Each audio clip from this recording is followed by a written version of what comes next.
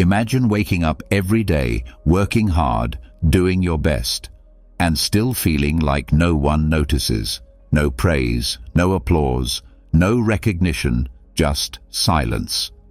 You start to wonder, does anyone even care? Here's the Stoic truth. No one cares until you win. The world doesn't owe you validation. It doesn't reward effort alone. It responds to results, to discipline, to proof. You can have dreams, talent, and good intentions, but without action, without consistency, without the quiet strength to endure, those things mean nothing. And the Stoics knew this. They didn't complain. They didn't seek attention. They lived with purpose, worked in silence, and let their results speak for themselves. This isn't about bitterness. It's about clarity. When you stop expecting the world to cheer you on, you free yourself. You focus on the work, not the noise. On the process, not the praise. That's where real strength lives. Today, you'll learn the mindset that helped warriors, emperors, and philosophers rise. Not because the world cared, but because they stayed the course when no one was watching. Because you don't need the world to believe in you. You need to believe in yourself and act. So before we begin, write these words in the comments. I choose discipline. Say it with intention. Write it like a promise. Because this isn't just a lesson, it's a challenge. And after this, you won't chase approval. You'll build inner strength. You'll lead yourself.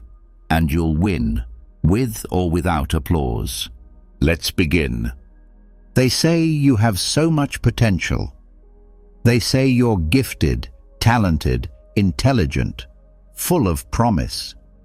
You hear those words and feel something spark inside you. Like maybe they see something real. Like maybe you're on the edge of something great. But deep down, there's a quiet ache, because nothing's happened yet. You're not where you want to be. You've started things, but not finished them. You've had good ideas, but no clear results. You tell yourself, one day I'll prove it. But days keep passing, and the truth gets harder to ignore. Potential doesn't mean anything if you do nothing with it. The world isn't watching your potential, it's watching your progress. This is where we begin. Let's be honest. People care about what they can see. They respect what's measurable. If you say you're a writer, but you've never published anything, they nod politely and move on. If you say you're building a business, but you've been working on it for years with nothing to show, they stop asking about it. Not because they're cruel, because they've heard it before, from 100 other people who never followed through. The harsh reality is this: potential is invisible, proof is not. It doesn't matter how smart you are if no one ever sees you apply it. It doesn't matter how creative you feel if your ideas live and die inside your mind. All the untapped brilliance in the world means nothing without action. This isn't about chasing fame or fortune, it's about integrity between what you say and what you do. When those two don't align, people stop trusting your words. They might still like you, but they won't believe in you. They won't invest in you, because they've learned the hard way that talk is cheap.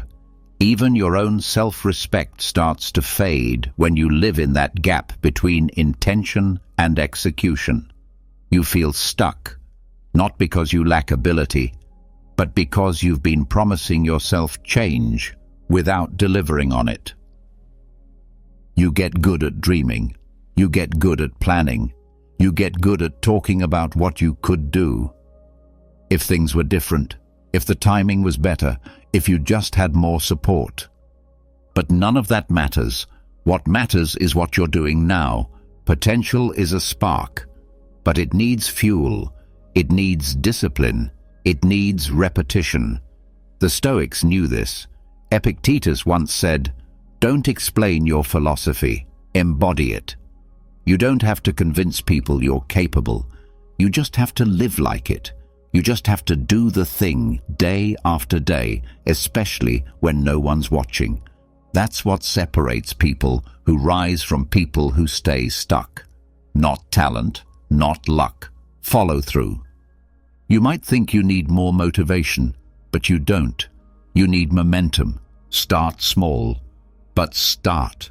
Because the longer you wait, the more your potential turns into a burden. It weighs you down. It becomes this quiet voice in your head that says, "You should be further by now." And that voice can eat away at you. You begin to doubt whether you ever had it in you at all. You wonder if maybe they were wrong about you. But they weren't. What they saw was real. The problem isn't the lack of potential. It's the lack of proof.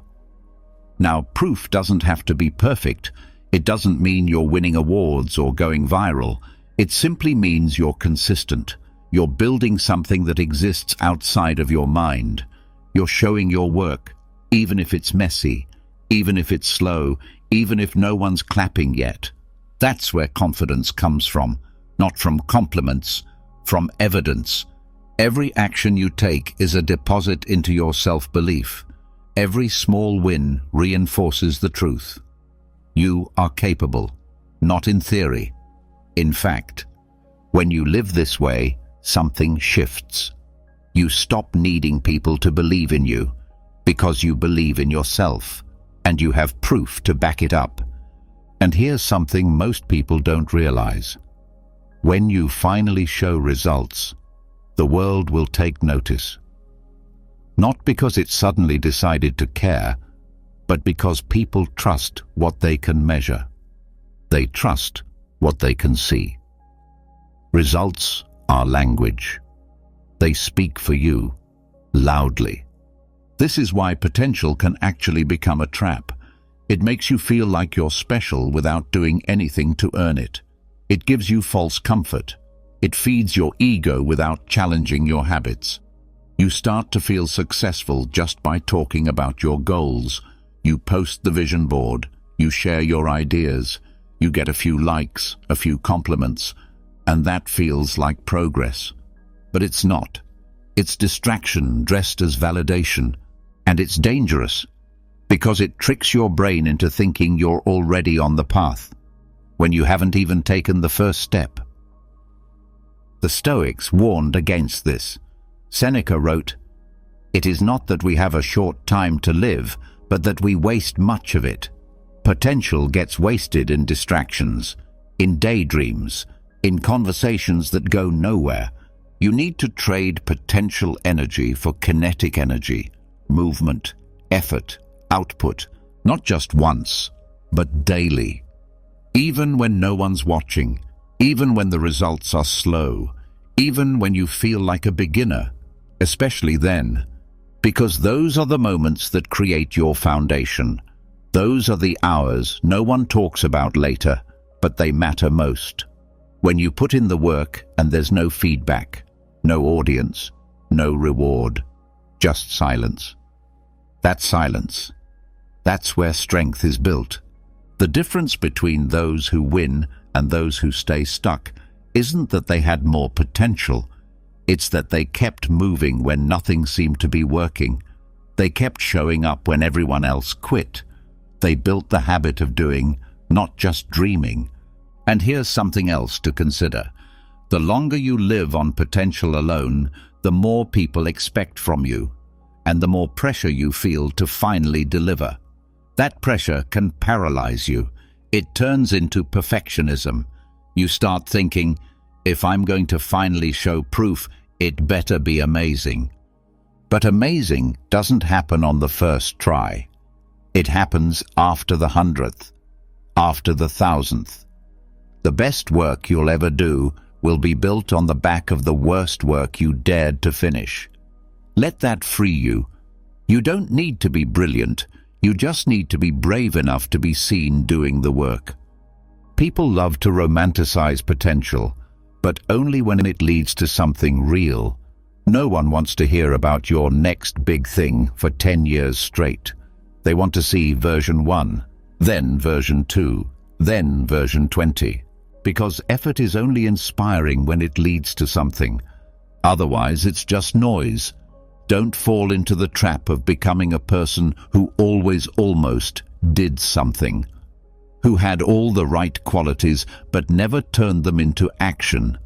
That story is everywhere. You were meant for more than that. Your job is not to protect your ego. Your job is to test your limits. Every time you release your work into the world, even if it's not perfect, you sharpen your skills. You gain feedback. You build momentum. You show people and yourself that you're serious. Not in theory, in reality. Because seriousness isn't a mindset. It's a pattern of behavior. You want to be a leader? Then lead. You want to be respected? Then do things worth respecting. You want to be trusted? Then keep your promises, especially the ones you make to yourself. This is what the Stoics meant by virtue. It's not about looking good. It's about doing good, living with intention, acting with purpose, creating something real, even when it's hard. So if you've been stuck in potential mode, if you've been talking more than doing, planning more than building, now is the time to stop. You don't need another motivational video. You don't need more people telling you you're gifted. You need movement. You need to prove, not to others, but to yourself, that you are who you say you are. You don't get that proof by waiting. You get it by choosing action over hesitation, repetition over perfection, progress over pride. When you do this, something incredible happens. You start to trust yourself again. Your words carry weight. Your goals feel possible.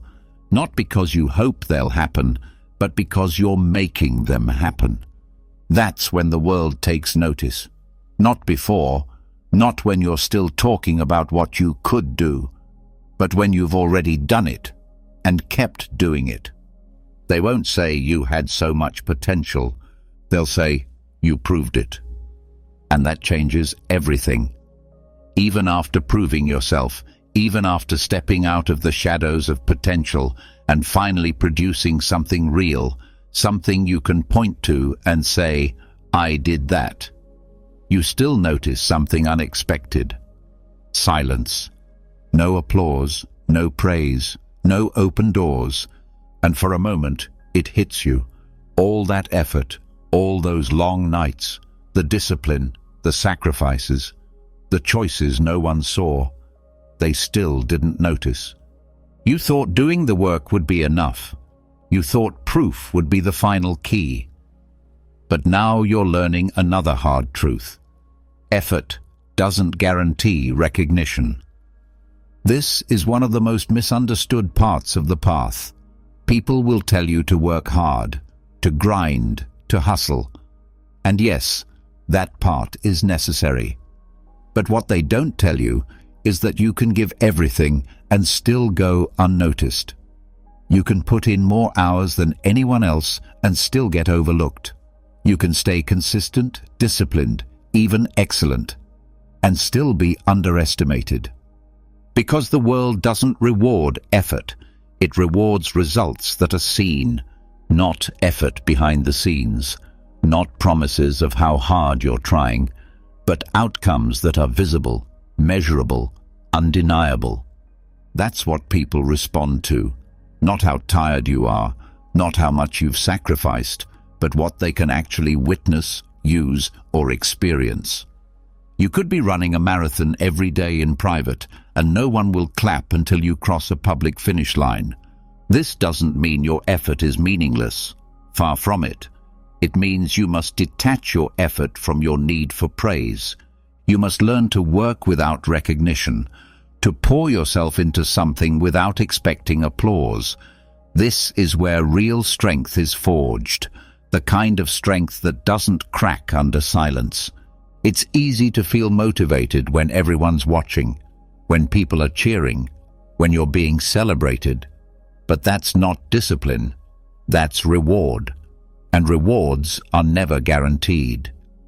What matters more is what you do when no one sees you, what you build when no one is clapping, what you choose when there's no recognition, no spotlight, no feedback. This is where most people quit, not because they lack ability, but because they were secretly depending on external motivation. They were hoping for approval to keep going. But the Stoics taught the opposite. They said, you must do what's right, not because others will praise you, but because you have committed to the path. You act according to principle, not popularity. That's why you must learn to keep moving forward, even in the dark. You have to develop a mindset where the work is the reward, where finishing what you started feels better than being noticed for starting, where your effort doesn't need an audience, because you're not doing it to be seen. You're doing it to become who you said you would be. Recognition is nice, but it's never owed.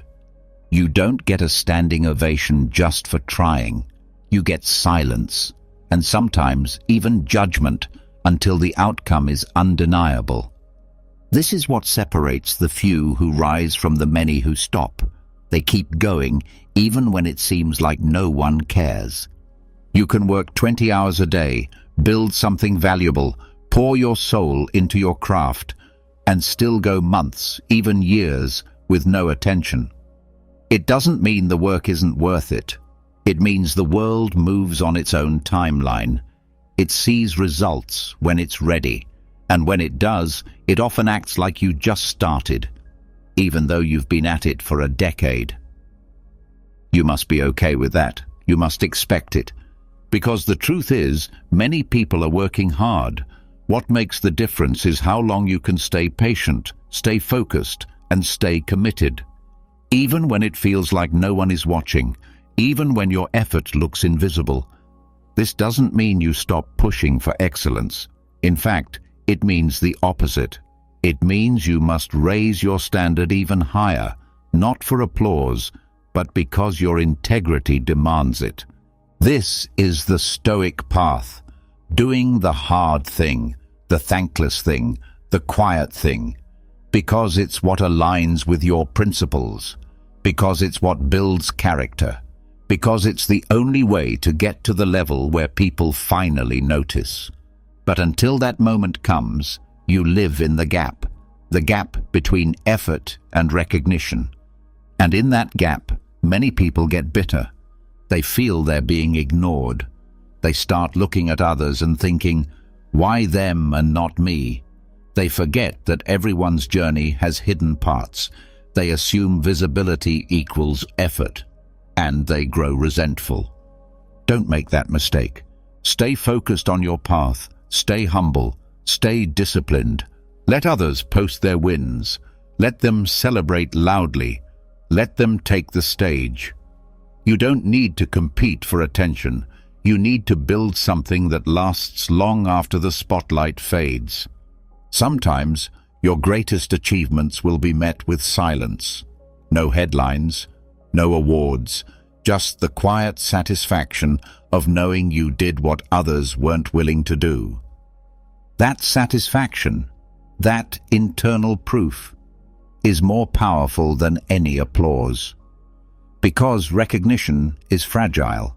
It fades. It depends on others. But inner peace, that stays. That grows stronger with every quiet win. When you train yourself to work without recognition, you become unstoppable, because you no longer depend on things you can't control. You don't get discouraged when your hard work goes unnoticed, because you understand this. The world doesn't owe you recognition. It owes you nothing. And once you accept that, you're free. Free to do the work without distraction. Free to be consistent without needing attention. free to push past your limits without looking for approval. That kind of freedom is rare, and it's what builds people who win in the long run. Effort without recognition also teaches you to love the process, not in a shallow way, but in a deep, committed way. You start to care more about getting better than being seen. You find joy in the craft, not the reaction. You lose the obsession with being noticed and replace it with obsession for being excellent. That shift is powerful, because now you're no longer seeking validation. You're creating value. Quietly, consistently, day after day. And here's what happens when you keep going long enough. Recognition finds you, not when you expect it, not when you think you've earned it, but when your work becomes so good, so undeniable, that people can't ignore it anymore. You won't have to beg for attention. You won't have to explain yourself. The results will speak. The consistency will show. The silence you endured will become the story they tell. They kept going when no one else believed. But until then, you must learn to hold your silence, to protect your energy, to build without needing praise. That's what makes your effort powerful instead of desperate. Because there's a difference between effort that's dependent on recognition and effort that's driven by purpose. One is shaky, always needing applause. The other is steady, rooted in values. Choose the second. Choose the quiet path. Let others chase likes. You chase legacy. Let others work for attention. You work for mastery. Let others count followers. You count reps, pages, hours, products, sessions. The real data that actually moves your life forward. This is how you build momentum that doesn't break. Every time you show up without being noticed, you build a kind of confidence that fame can't give you. You stop measuring your effort by how loud the world responds and start measuring it by how much you grow. That's when everything changes, because now your motivation isn't shallow. It's not tied to likes, praise, or attention. It's tied to your identity, the kind of person you've chosen to become. And you can't fake that. It's built through thousands of invisible hours, through effort that no one sees, through doing the right thing, not the popular thing. The world may not recognize you now, but one day it will. And when it does, it'll seem like you came out of nowhere. Let them think that. You'll know the truth. You didn't show up suddenly, you just never left. Keep going, not for recognition, but for strength, discipline, and peace, the kind that only comes from knowing. You did the work when no one was watching, and you didn't need the world to clap. You only needed to keep your word. You kept going when no one clapped. You built without applause. You worked without needing the spotlight. That kind of discipline changes you. It teaches you to depend only on effort, not attention. But now comes another truth, one that can feel unfair, even frustrating at first. Because while you were working quietly, you probably noticed something else. People treat winners differently. When someone wins, the rules bend. The same behavior that would be criticized in others is overlooked. Flaws become quirks. Mistakes get reframed as bold moves. Attitude becomes confidence. Arrogance is mistaken for leadership. Why? Because winning rewrites the story. This isn't about justice. This is about perception. And in the real world, perception is powerful. Once you win, people look back at your decisions and revise their opinions. Things they once called reckless are now called visionary. The same actions that were questioned before are now considered smart, brave, or even genius. Winning creates its own logic. People don't look at your process. They look at the outcome. If it worked, It must have been right. That's how they think. And this is where many people feel conflicted, because deep inside, you might hope the world rewards fairness, that people get treated based on effort, intention, or integrity. But the world doesn't work that way. It rewards results. And once you have them, everything you did to get there seems justified, even if it wasn't. That's why people who succeed are often allowed to break the rules that would ruin someone else. Not because they're better, not because they're more moral, but because success shifts judgment. The moment you win, people become more forgiving. They stop picking apart your decisions. They stop doubting your talent. They stop questioning your timing. Instead, they follow you. They study you. They copy you. This doesn't mean you should abandon your values or chase victory at any cost, but it does mean you must understand how influence works. If you want to make an impact, if you want to lead, if you want your message to reach more people, you have to earn credibility first. And in most cases, that means proving that your way works. People rarely follow the person who might be right. They follow the person who got it right. Winning is the language they understand. It doesn't matter how many books you've read. It doesn't matter how good your ideas are. If you haven't won in some way, if you haven't created results that others can see, then your voice will always be limited. Not because you're not wise, but because the world listens through the filter of success. That's why the same words spoken by a winner hit harder. The same advice sounds more credible. The same personality traits, confidence, directness, even stubbornness, get labeled as leadership instead of arrogance. Victory gives you the benefit of the doubt. It gives you room to be human. It gives you space to be imperfect. People don't like hearing that, especially those who are still grinding. But the sooner you understand it, the clearer your strategy becomes. It's not enough to be right. You have to prove that being right works. That's the shift. Even when you're telling the truth, people won't listen unless that truth has a track record. And this is where many good, thoughtful people lose momentum. They're honest. They work hard. They try to play fair. But they don't understand the role of results in shaping how others see them. If you want influence, you need to build proof first. Once you have it, the story changes. Even your flaws become easier to accept.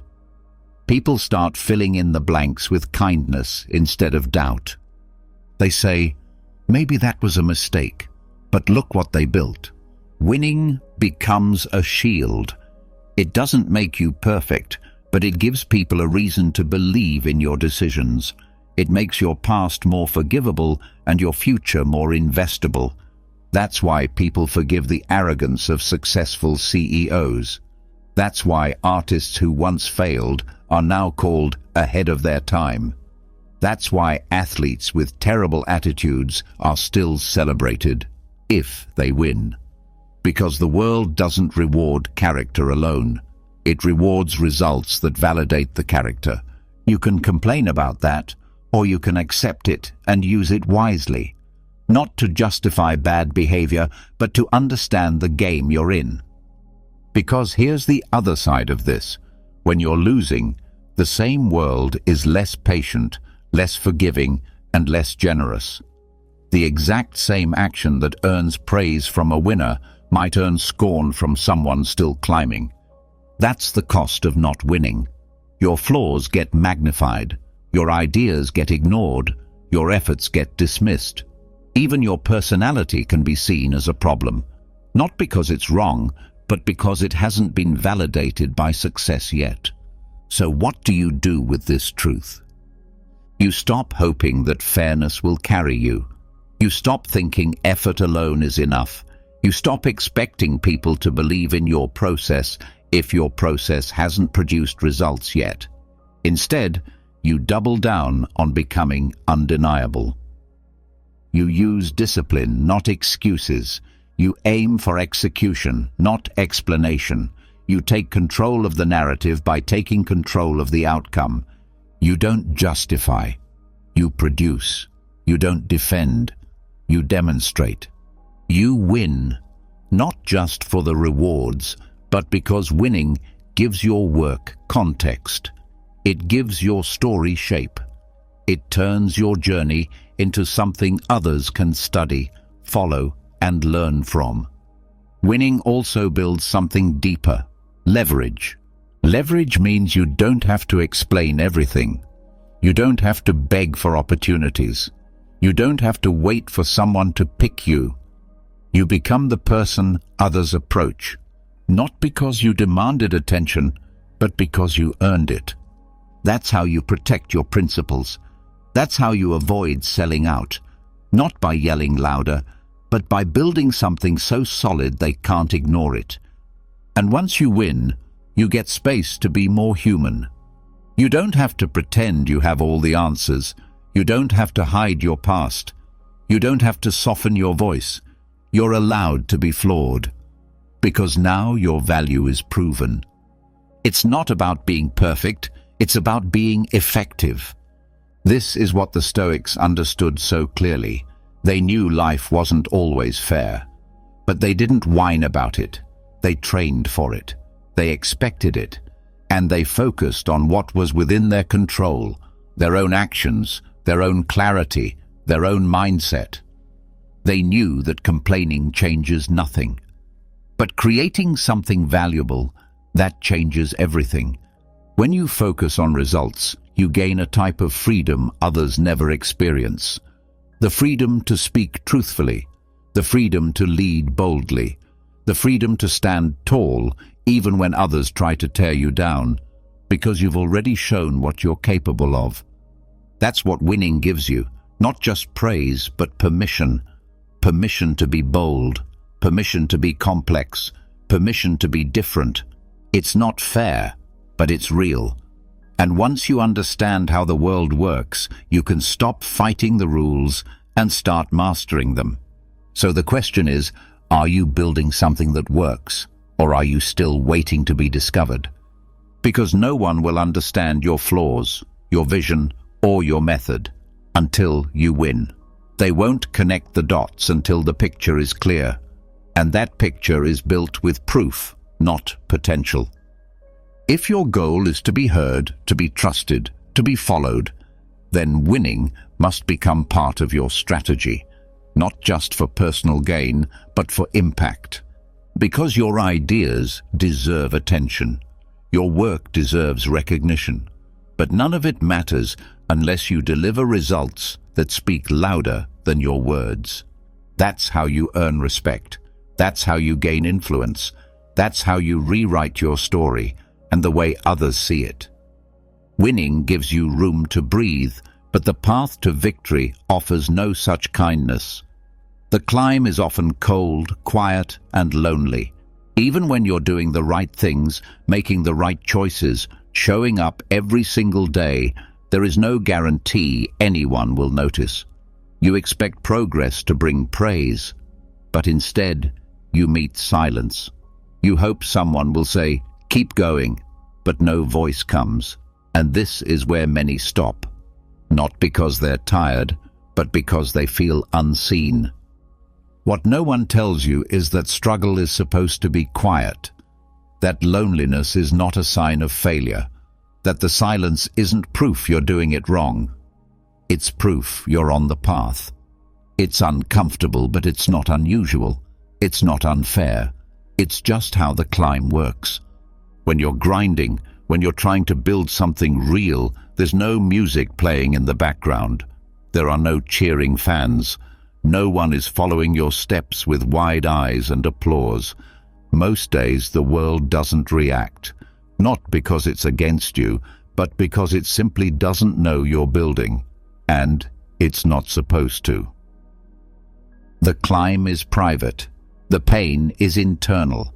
The fight is yours alone. And that's the lesson. You have to get used to clapping for yourself. You have to be your own support system, your own coach, your own audience. If you only move forward when others notice, you'll stop the moment they don't. You can't rely on encouragement to keep going. Encouragement is a bonus, not a fuel source. If you make recognition the condition for effort, you've already surrendered your power, because encouragement is rare, and it's often too late. It arrives after the win, not during the struggle. People celebrate results. They rarely celebrate progress. Even those closest to you may not understand your path. You'll try to explain what you're doing, how much it means to you, how hard it is, but they won't see it clearly. Not because they don't care, but because the battle isn't theirs. It's yours. They won't see the early mornings, the mental fatigue, the doubt you fight daily.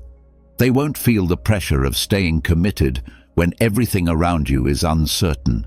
They might nod politely, but they won't feel the weight, and that's okay. It's not their job to feel it. Your job is to keep going, even in the quiet. The Stoics taught that external things, praise, fame, approval, are not within your control. Therefore, they cannot be the reason you act. If you need noise to validate your effort, you will always be waiting for someone else to push you. But if your actions are rooted in internal principle, you don't wait. You move forward because it aligns with who you are becoming. This is the strength you must build, the ability to take another step, even when it feels pointless. To work hard on something that hasn't yet rewarded you. To believe in the process, even when it gives you nothing back. That's what makes you unshakable. You cannot demand support. Support must be earned. But even when it's earned, it often shows up too late. It shows up after you no longer need it. That's the irony. Once you're standing at the top, people finally want to cheer. But by then, you've learned how to climb without the noise. And that's the real win. Because the ability to move forward in silence is a superpower. It means you're not controlled by feedback. You're not dependent on being seen. You've built a foundation that doesn't break when no one's looking. This matters, because many people stop not due to lack of strength, but due to lack of attention. They think silence means they're on the wrong path. They mistake invisibility for failure. But they forget. Most progress is invisible at first. Seeds grow underground before anyone sees a leaf. Muscles are built long before the transformation is obvious. Confidence is earned in solitude long before it's noticed. Silence is part of the process, not an obstacle, not a punishment, just part of the path. The world doesn't owe you encouragement. The world is too busy, too distracted, too focused on its own noise. You must create your own clarity. You must be willing to walk the road with no audience, no crowd, no celebration. This isn't about suffering. This is about strength. When you accept silence as part of the journey, you stop resisting it. You stop looking over your shoulder, hoping someone's paying attention. You start facing forward, fully focused on your mission.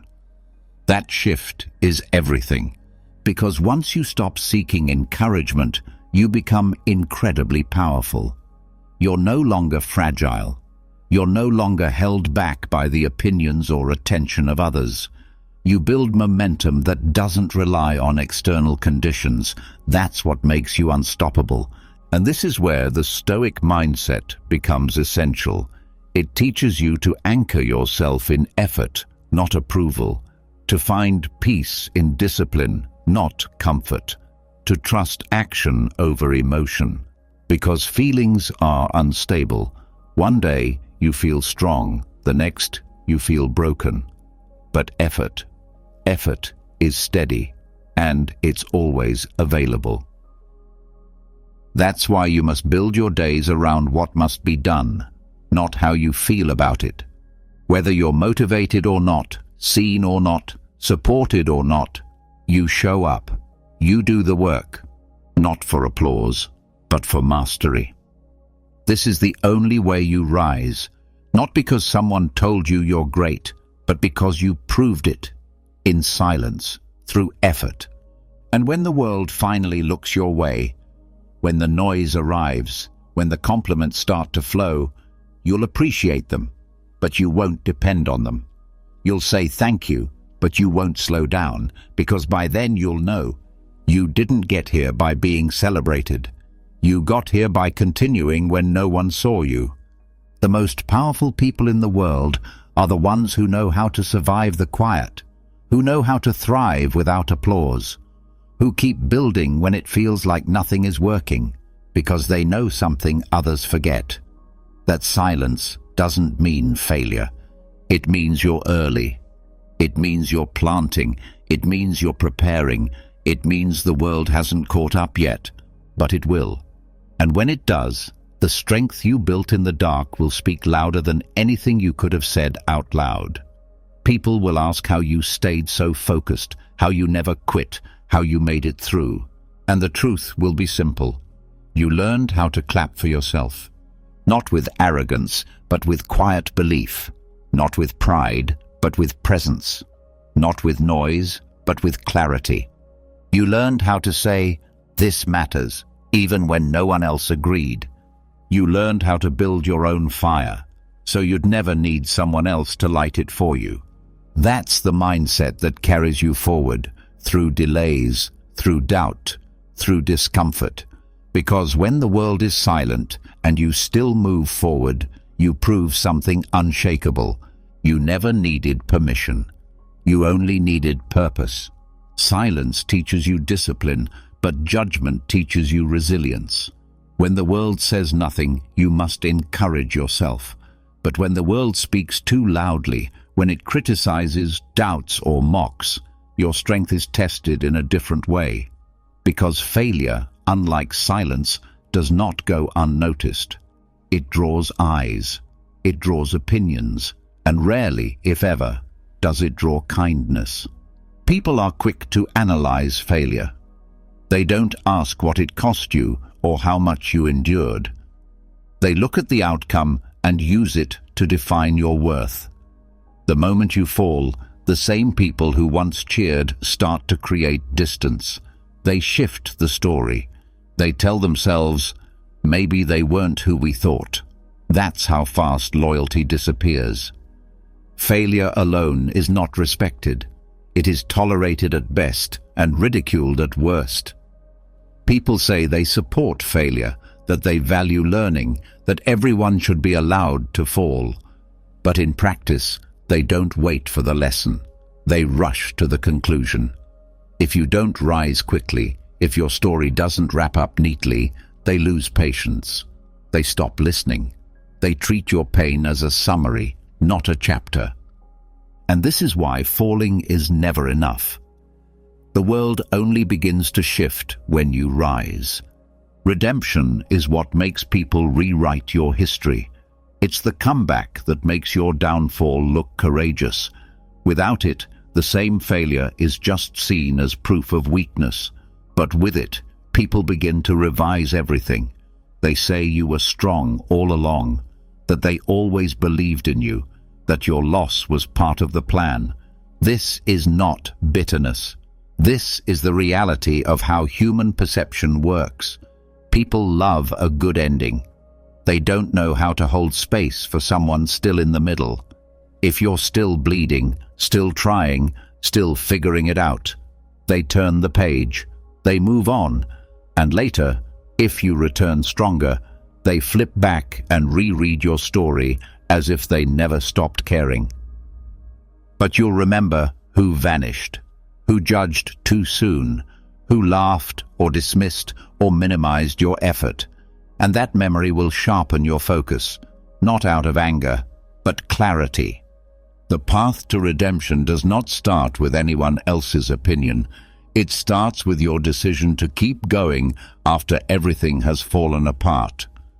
When the easy thing would be to stop, to hide, to pretend you never tried in the first place.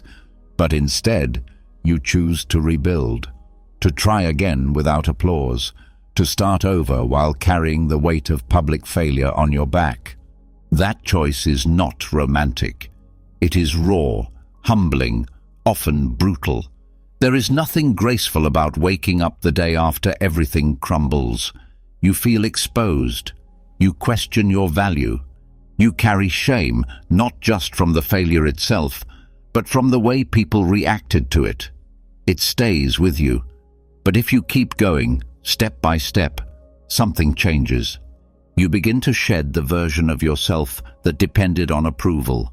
You stop explaining. You stop seeking permission. You stop defending your worth through words, and you begin to express it through action, quietly, relentlessly. This is what redemption looks like. Not a big moment, but a series of consistent choices that nobody sees. Waking up early again, starting from zero again, facing doubt again, without asking for sympathy, without announcing every move, without waiting for the narrative to shift. Because it won't shift until you give people a reason to look twice, until you build something they can't ignore, until your results speak louder than the failure that used to define you. Then the revision begins. They'll start saying your story was powerful, that your failure made you wiser, that your journey was inspirational. But all of that only arrives after the fact, not before. That's why you can't wait for it. You have to be willing to walk through the part no one admires, the ugly part, the uncertain part, the chapter that gets skipped until the ending is known. And it may take longer than you think. The world doesn't have a schedule for your comeback. It doesn't owe you a second chance. You have to create it, brick by brick, day by day. That means you may have to carry the label of failure longer than feels fair. You may be judged by your last mistake instead of your next move. You may be underestimated, overlooked, or dismissed for a while. But that's the price of rebuilding. Not everyone will believe in you. Not everyone will forgive your fall. Some will enjoy keeping you in that category. That's their story, not yours. Your job is not to convince them. It's to keep moving until you no longer have to. And while the world may forget the details of how you fell, you will not. You will remember the pain, the silence, the weight. But you will also remember what you discovered in it. That you are not fragile. That you can break and rebuild. That you can face judgment and still find the strength to rise again. Failure, when processed with honesty, does not destroy you. It refines you. It removes illusions. It reveals what matters. It clears the noise. And most importantly, it makes you harder to shake. Because once you've been humbled publicly, once you've had to face the worst-case scenario and survived, there's a kind of courage that grows. The kind that doesn't flinch anymore. The kind that doesn't care what people say because you've already lived through their judgment and kept going. That's what makes redemption powerful. Not the praise that eventually returns, but the strength you gain from walking through the fire without it. When people look back at your story, they will talk about how you bounced back, how you rebuilt, how you rose from nothing. But what they won't see is the patience it took, the hours of invisible work, the days of doubt, the decision to keep showing up despite the weight of failure hanging over your name. And they don't need to. That part wasn't for them. It was for you. It was where you learned that success doesn't erase pain and failure doesn't erase your value. That you are more than any outcome. But outcomes still matter. Because they are how the world understands what you've been through. When you finally rise again, and you will, people will try to define your story. They'll try to package it, to turn it into a lesson, to draw neat conclusions. Let them. That's not your concern anymore. Your concern is becoming someone who doesn't wait for redemption to be given, but someone who earns it quietly, one act of resilience at a time. Because when you return from failure not as a victim, but as a builder, not as someone seeking sympathy, but as someone carrying purpose, you gain something far more valuable than approval. You gain authority, the kind that only comes from lived experience, the kind that no one can fake, the kind that doesn't waver when things fall apart again, because you've already rebuilt once, and you know how. That's the hidden reward of failure. Not the applause that comes after you win again, but the wisdom you carry when no one else is watching. And when others fall, because they will, they'll look to you, not for answers, but for proof that it's possible, that recovery isn't just an idea, but a real path someone walked before them. That's your role now, not just to rise, but to rise in a way that leaves a trail behind. Not to impress the world, but to remind others that failure is not a full stop. It's just a comma in the sentence you haven't finished writing yet. You were judged too soon. That's normal. You were written off too early. That's expected. But now it's your turn. Not to explain, but to build something that makes the judgment irrelevant. Because once you return stronger, no one will care how far you fell. They'll only see how high you climbed back. The comeback earns respect, but respect alone is never enough. Rising from failure is powerful, but in a world that constantly moves, even your redemption has a short shelf life if it doesn't evolve into sustained value. People are quick to celebrate your return, but just as quick to move on when someone new arrives. Someone louder, cheaper, faster, more convenient. That's when another truth surfaces. Being admired is not the same as being needed. In every space you enter, whether it's work, friendships, relationships, or any team, you start as a replaceable part. You may be liked, you may be appreciated, but until your presence fills a gap no one else can fill, your worth stays on a leash. As long as you're easy to swap out, your position is temporary, your voice is optional, your influence is limited. Value, in its purest form, is not about being busy, it's about being necessary. When people realize that what you bring can't be easily duplicated, they start listening differently. They stop comparing you to others.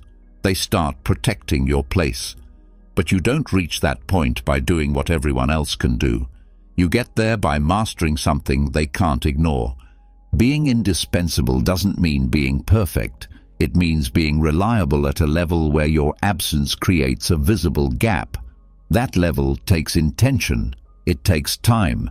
It requires you to build skill, consistency, and trust at the same time. And that rarely happens by accident. At first, you're just one of many. That's how most people begin. You show up, you contribute, you do your part. But your real power begins when you stop trying to prove you're good and start making yourself essential. That shift is where everything changes. Essential doesn't mean loud, it means consistent. It means knowing your role so deeply that others stop questioning your presence. It means solving problems before they get big. It means becoming the person others turn to when it matters. Not because they're told to, but because experience has taught them you're the one who delivers. This is how you become the anchor in any room. You build systems no one else sees. You clean up messes before they become visible. You anticipate what's needed and act before being asked. Over time, those actions build trust, and that trust builds security. When people know they can depend on you, not occasionally but always, you shift from being one option to being the only option they want. Until that happens, your spot is temporary, your presence is negotiable, your absence doesn't change anything. That's the danger of blending in. Even if you're good at what you do, you must go further, not to outshine others, but to build a kind of quiet influence that speaks for itself. It's not about being liked. People like many people. Liking is soft. It doesn't anchor you. Being liked is comforting, but it won't protect your seat at the table. Being needed will. To reach that level, you need to choose depth over visibility. Learn what no one else wants to learn. Handle what others avoid. Be the one who can carry the pressure when it matters. And don't ask for credit. Just build your reputation through your actions. Reputation is a long game. It doesn't come from noise. It comes from patterns. People don't remember your best day. They remember your consistency. The person who shows up ready, even when it's hard. The one who doesn't need reminders. The one who takes responsibility without being asked. And this isn't limited to work. This applies in relationships too. If you're replaceable emotionally, mentally, or practically, then people treat you as temporary. It's not personal. It's how human behavior works. People hold on to what adds value and let go of what doesn't change their day-to-day. To be irreplaceable in someone's life, you must show up in ways that matter. Not in dramatic gestures, in daily effort, in emotional reliability, in the kind of presence that steadies, supports, and strengthens the people around you. That kind of connection doesn't get built with words. It gets built with follow-through. You become indispensable when people know that losing you would cost them more than just filling a slot. It means your absence creates problems. Your input changes the outcome. Your work makes things smoother. Your presence brings stability. And there's a freedom in that. Because once you reach that level, you stop competing. You stop chasing validation. You're not trying to prove your value. Your value has already spoken for itself. But getting there takes a mindset shift. You stop asking, "What can I get?" You start asking, "What can I solve?" You stop looking for attention. You start looking for opportunities to carry weight. You stop chasing status. You start creating systems, ideas, solutions, and outcomes that make things better, whether you get noticed or not. And then something happens. People notice anyway. Not because you asked, but because they realize they don't function the same without you. That's when your value is no longer debated. That's when your voice carries weight. Being indispensable is not about being the star. It's about being the one who holds things together when others hesitate. It's not about needing to be seen. It's about being the person they look for when it's time to get things done right. And here's the truth no one talks about. In most environments, people are quick to cut what they don't miss. They remove the nice-to-haves when pressure hits. They protect the essentials. You have to make yourself uncuttable, not by being louder, but by being more useful. That starts with knowing what matters most in the space you're in. What does this team, this business, this relationship actually depend on? Learn that. Master that. Then go further. Find the gaps. Fill them. Do the work no one else is willing to do, not for recognition, but because you understand that value is built where others look away. You must train yourself to see what others ignore, to act without waiting, to take responsibility for the bigger picture, even when it's not assigned to you. That's what builds authority. People don't trust titles. They trust consistency. They trust who shows up when the pressure spikes, who thinks clearly when things fall apart, who finishes the job even after the energy is gone. You build that trust with repetition, not with talk, not with confidence, with action, over and over, until it becomes your identity. And when that happens, you shift from being just another option to being the one they rely on. That's when your value becomes undeniable. That's when you earn leverage. That's when people don't want to imagine moving forward without you. Not because you demand it, but because you've proven it. This kind of positioning doesn't come quickly. It takes years, but once it's earned, it creates long-term security. It gives you space to speak with more clarity. It allows you to lead. It builds freedom within the system, because now your worth is tied to actual outcomes, not politics. And with that comes responsibility. Once you're essential, your absence creates waves. So don't let your value become stagnant. Keep growing, keep sharpening, keep improving the systems you built. Don't stop once you're needed. Become harder to replace with every passing year, not through pressure, but through evolution. Keep expanding your skill set. Keep building relationships. Keep mentoring others so you create more impact. The more you grow, the more stable your position becomes. And if you're not there yet, that's okay. That's the point of growth. Every action you take today, every quiet improvement, every unnoticed solution, every extra step brings you closer.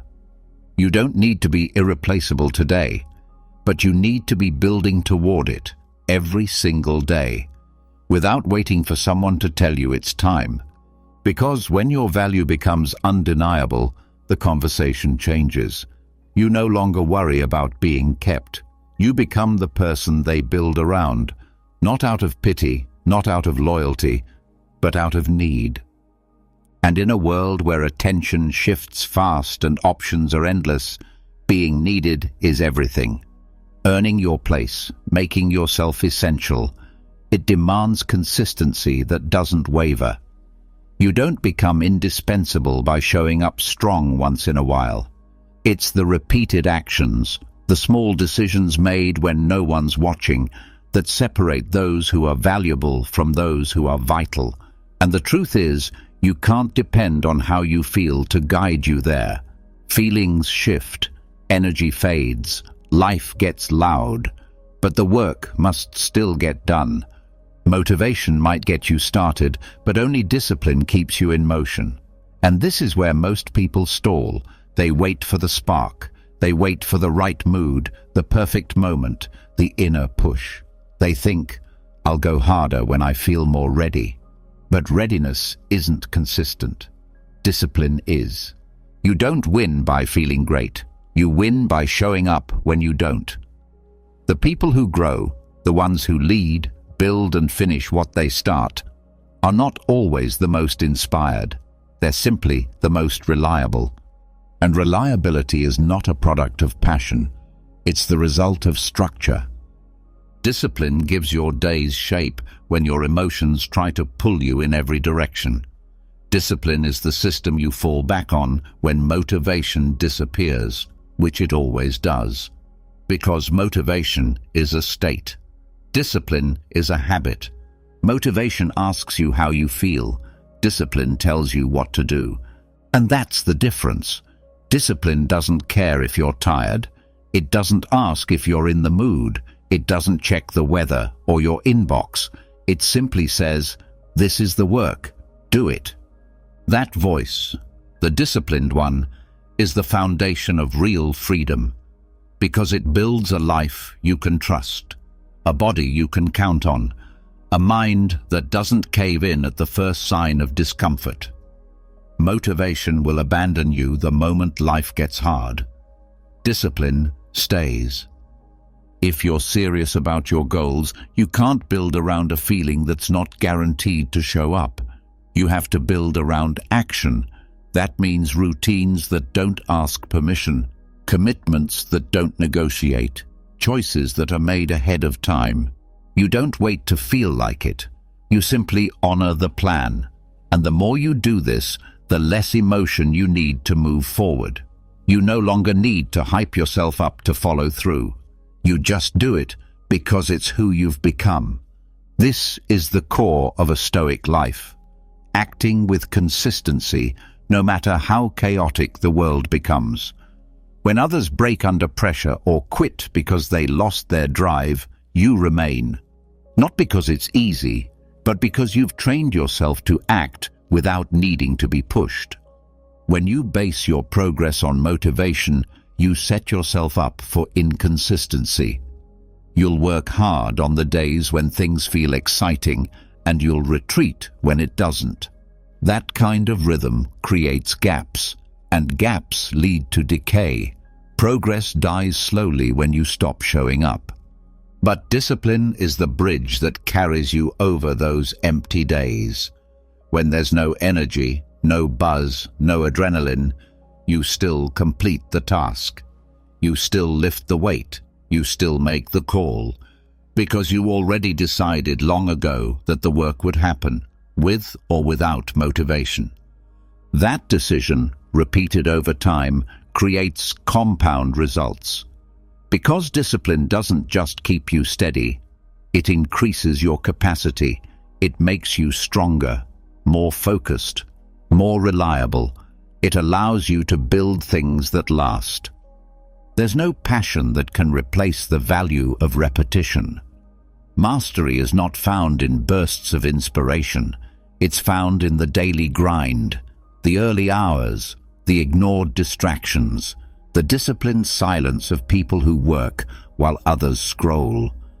Discipline is where real growth happens, not because you feel unstoppable, but because you keep showing up while you don't. There is nothing glamorous about it.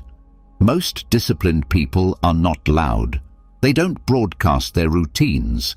They simply keep showing up, every day, without fail, and over time, those quiet efforts grow into something loud, results that speak for them.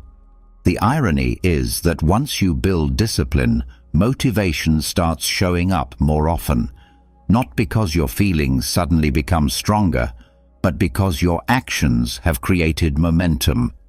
And momentum feeds motivation, not the other way around. If you keep waiting for motivation to lead you, you will always fall behind. Because someone out there, less excited than you, more tired than you, more distracted than you, is still putting in the reps. Not because they want to, but because they said they would. That's power. To choose action even when comfort is available. To stay committed even when distraction is easier. That's the kind of discipline that separates leaders from talkers, builders from dreamers. And you don't need to be perfect to be disciplined. You don't need to be extreme. You need to be consistent. You need to keep your promises, especially when no one's watching. That means waking up when it's inconvenient, finishing the workout when you want to stop, writing when you feel blocked, practicing when you're bored, continuing when there's no applause. Discipline is not a trait, it's a system. It's a set of rules you create for yourself, rules you choose to follow no matter what. Not because someone's making you, but because you've decided that honoring those rules is the fastest path to freedom. And freedom matters. Because when you live without discipline, life controls you. Your day gets hijacked by urgency. Your emotions decide how far you go. You say yes to too much, and you stop when it gets hard. You chase short-term relief at the cost of long-term gain. But when discipline runs your life, you're in control. You do what matters first. You make space for what counts. You stop relying on willpower and start building patterns.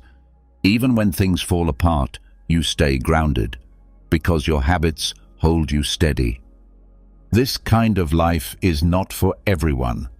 Most people want easy results. They want shortcuts.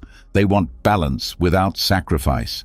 But nothing long-lasting is built that way. If you want real progress, the kind that transforms your life, it will require structure. It will require effort when you feel empty. It will require silence when you want praise. And most of all, it will require the discipline to act without feeling like it. That's why discipline wins every time. It outlasts mood swings. It outperforms inspiration. It works when everything else breaks. Motivation might start the fire, but only discipline keeps it burning. If you want to lead, to build, to rise, stop waiting to feel ready. Start creating routines that hold you accountable. Start following through on your non-negotiables. Start treating your word like law. Because when discipline runs your day, success stops being a question of chance. It becomes a matter of time. When your days are built on discipline instead of feelings, something deeper begins to change. You stop negotiating with yourself. You become someone others can count on.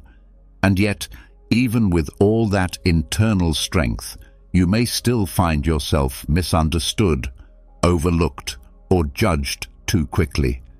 Because no matter how consistent you are, the world doesn't always respond to effort or discipline right away. It responds to outcomes. Perception is shaped by results. That's the uncomfortable truth. People see what works and build their opinions around it. It doesn't matter if your methods are strange, your personality is sharp, or your past is full of missteps. Once you win, those same traits are viewed through a different lens. Victory reframes everything. You can be labeled difficult until your ideas succeed. Then suddenly, you're called driven. You can be called cold until your team starts winning. Then people say you're focused. You can be ignored for years. And then, in one moment of success, your entire story gets rewritten as genius. This isn't just about the outcome. It's about how people assign meaning after the fact. When you win, people stop looking at your flaws as weaknesses. They start calling them part of the process. The same decisions they doubted become strategic in hindsight. The risks they once warned you about turn into bold moves. Winning changes the way others explain your journey. Before that point, you're just someone with opinions, someone with ideas, someone with strange routines or unusual habits, and they question you. They question your motives, your attitude, your direction. But when the result comes, they shift. Suddenly they say you were just thinking ahead. This is why perception is not always about truth. It's often about timing.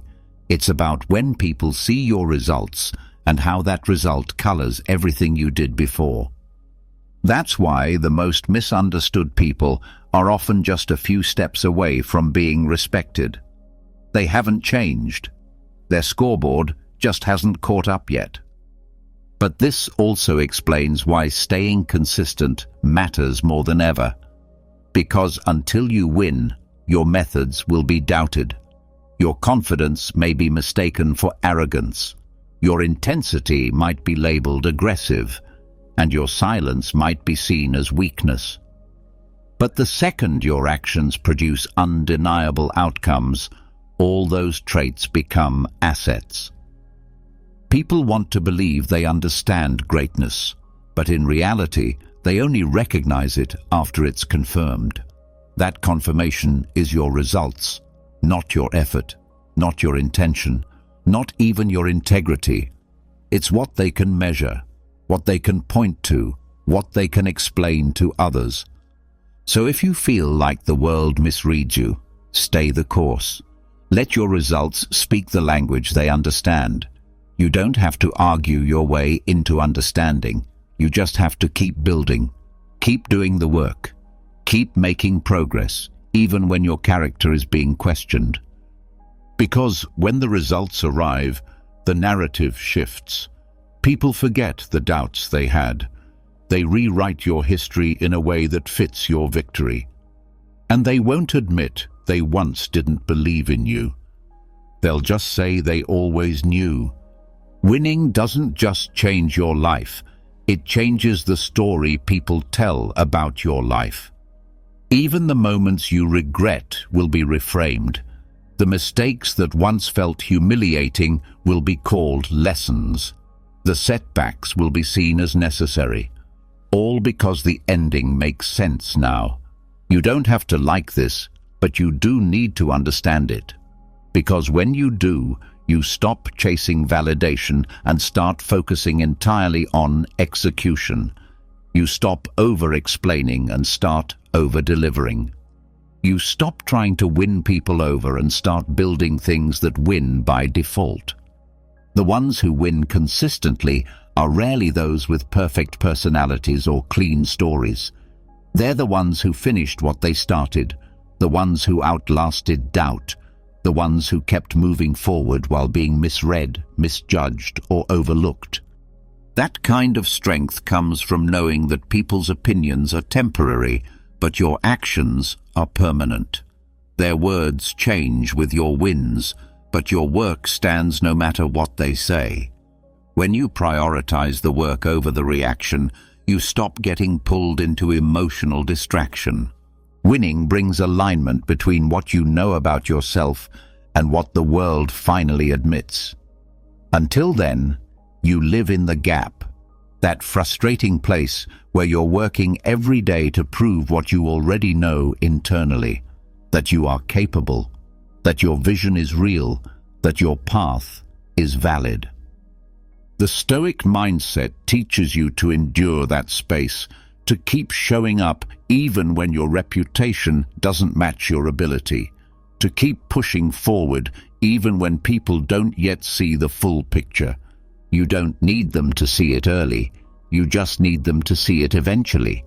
Because once you win, the same people who doubted you will point to your traits as the reason you succeeded. They will say, "Of course it worked. Look how focused they were. Look how unshakable. Look how disciplined." But before that, they said those traits were too much. This is why you don't chase public approval. You chase outcomes that change public thinking. The longer you spend explaining your approach, the less energy you have to execute it. And the only thing that reshapes perception is execution. Winning is the great interpreter. It translates your intentions into something others can finally understand. Not because you said it well, but because you proved it. This is the leverage winning gives you. Not just more opportunity, but more control over your own story. You don't have to fight to be understood anymore. You've earned the right to be heard. And this extends beyond personal validation. It affects everything. People give more chances to winners. They listen longer. They forgive faster. They invest more freely. The benefit of the doubt is always extended to the one with a track record. Even their silence is treated as wisdom. This is not about ego. This is about effectiveness. You can be kind and humble and patient. But if there are no results, your voice doesn't carry. The strength of your message depends on the strength of your evidence. And in the world's eyes, winning is evidence. So build your strategy around this understanding. Know that your character should never depend on perception.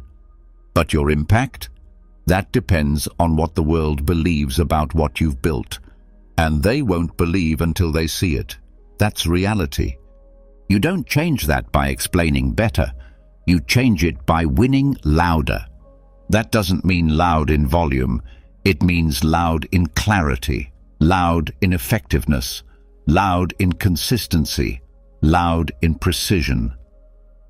When your results speak clearly, the world stops asking for context. They accept what works. They follow what's proven. This is why you have to stay quiet during the climb. Let people misread you. Let them get it wrong. Let them doubt. Because your win will say what you couldn't. And once that happens, the game changes. The conversations shift. The tone adjusts. You gain space to operate on your terms. Because when you win, you don't just get recognition. You gain authority. The kind that makes people question their own assumptions. The kind that rewrites how your past is understood. And the kind that makes everything you endured before feel worth it. Not because they finally said you were right, but because you never needed them to. You just needed to finish what you started, and once you did, they had no choice but to see it. After your results finally speak loud enough to shift how others see you, it feels like the hard part is over. Your name carries weight, your actions are remembered, and your wins shape how people speak about your past. But then, in the middle of all that progress, another truth shows up. A truth that cuts through even the highest levels of success. Being right doesn't always mean you'll win. You can have the facts. You can have the better idea. You can be morally clear, logically sound, even emotionally grounded, and still walk away empty-handed. Because truth is not the only currency that moves the world. Timing, communication, and perception shape outcomes more than most people want to admit. Many believe that correctness will carry them, that if they just stick to what's true, things will fall into place. But life rarely rewards truth by itself. In debates, business, leadership, or even relationships, being right is not always the decisive factor. What matters is how the truth is presented, when it is delivered, and whether the other side is even ready to hear it. If you're not careful, truth can become a trap. You may cling to it as your reason for not adapting. You might refuse to adjust your tone, your timing, or your approach because you're right. But stubbornness in the name of truth doesn't always move things forward. Sometimes it isolates you. Being right can give you clarity, but not always influence. It can help you feel confident, but it doesn't guarantee others will see it your way. That's why execution matters, because the best ideas in the world can die in the hands of people who don't know how to communicate them. You need more than knowledge. You need to be understood. You need to deliver your truth in a way that fits the moment, the audience, and the environment. That doesn't mean diluting your values. It means understanding the terrain you're in. Truth with no strategy is like having a map and refusing to follow the roads. This is where many talented people fall short. They speak up with the right answers, but at the wrong time. They push solutions without understanding the context. They lead with knowledge, but forget about connection. And when it doesn't land, they blame others for not being ready. But readiness is part of the game. If you want to lead with truth, you must also lead with awareness. Who is listening? What are they afraid of? What assumptions do they carry? What language do they respond to? Because if your truth never lands, it never leads. And if it never leads, it never wins. That doesn't make your truth less real. It just makes it ineffective. In every field, there are people with less talent, but more influence. People with fewer facts, but better timing. People with less depth, but sharper instincts. And they win. Not because the world is unfair, but because they understood something others didn't. That winning is not just about being correct. It's about being effective. Stoicism teaches you not to waste energy on what you can't control. You can't force others to see what you see. You can't drag people into awareness. What you can do is learn how to speak truth in a way that moves the needle, not just your ego. Sometimes that means saying less. Sometimes it means waiting longer. Sometimes it means focusing more on action than explanation. Because people don't always listen to what's right. They follow what feels real. And what feels real is shaped by emotion, trust, and relevance. You may be right, but if no one connects with you, the truth stays locked inside your mind. That's why self-awareness is as important as clarity. If your truth is falling flat, the answer isn't to shout louder. It's to listen deeper, to understand the emotional terrain of those you're trying to reach, to meet people where they are, not where you wish they were. You're not dumbing things down, you're being strategic. Strategy is not manipulation. Strategy is the art of placing truth where it will grow. If you're trying to plant a seed, the soil matters. It's the same in every high-stakes situation. Whether you're pitching an idea, offering advice, making a stand, or defending your position, delivery shapes impact. Tone matters. Timing matters. The mood of the room matters. You don't have to control all of it, but you do have to read it. People don't follow truth in isolation. They follow those who carry it with presence, with wisdom, with timing. That's why leadership is hard. It's not enough to know what's right. You have to translate it, package it, make it accessible. You have to earn the space to speak before you unload what you think they should hear. If you skip that part, you'll be right and still get ignored. You'll have the better argument and still lose the room. You'll make sense logically, but lose connection emotionally. And in many areas of life, emotion wins more than logic. The one who creates trust gets heard. The one who creates momentum gets followed. The one who creates safety gets chosen. Truth without empathy comes across as pressure. Truth without timing comes across as arrogance. Truth without clarity becomes noise. This isn't about hiding your beliefs. It's about delivering them like a craftsman, not a wrecking ball. Because if your truth burns bridges, you'll stand alone with your correctness and nothing else. Winning doesn't ask if you were right. It asks if you made things work. And many times, what works is a blend of truth, patience, flexibility, and precision. That balance doesn't come naturally. It's built through failure, through noticing what fell flat, through studying what moved people, through learning from moments where being right still didn't get you what you needed. That awareness builds wisdom, and wisdom is what makes your truth land with weight instead of resistance. This is especially true in leadership.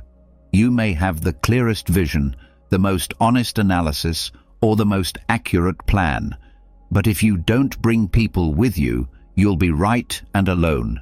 That's not victory. That's frustration disguised as virtue. You have to know when to speak and when to wait, when to challenge and when to listen, when to push and when to let people catch up. If you ignore that rhythm, your truth will feel like a lecture instead of leadership. So yes, stand by your truth. Never trade it for approval, but also learn how to carry it, how to deliver it, how to time it. Because when truth is delivered with wisdom, it doesn't just sound right, it feels right. And that's when people move. You don't win by being loud. You win by being precise. You don't win by being correct first. You win by staying correct long enough for others to see it. Sometimes, the best way to prove your truth is not to argue.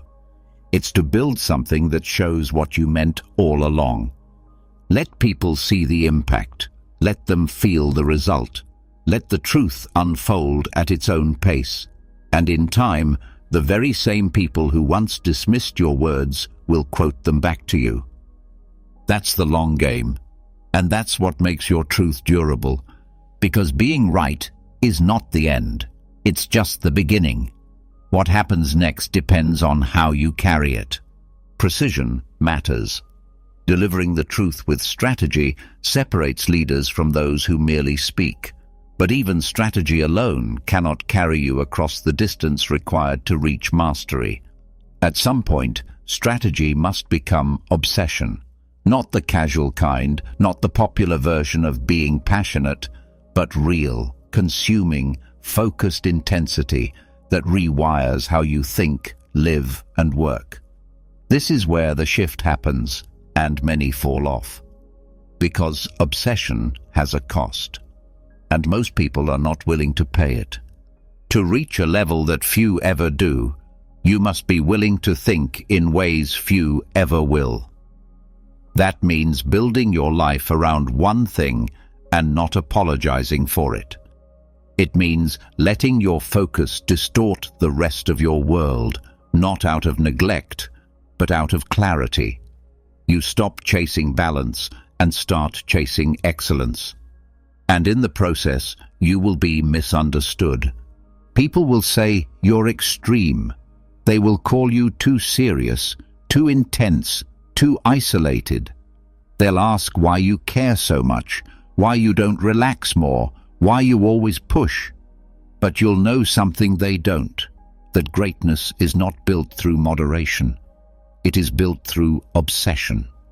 Real obsession doesn't burn out. It burns through obstacles. It sees the road and keeps walking, even when no one else sees why you're still going. It doesn't need reminders or motivation. It's not an emotional wave. It's a deep internal fire that doesn't stop when things get uncomfortable. It grows stronger the more pressure you apply.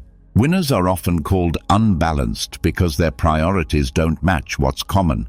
They miss events, skip downtime, and structure their lives differently. It's not because they dislike people or pleasure. It's because they value their purpose more. When your vision is sharp enough, everything else blurs. You don't lose sight of what matters, you narrow it. This narrowing changes your environment. You stop fitting into every room. You stop saying yes to everything.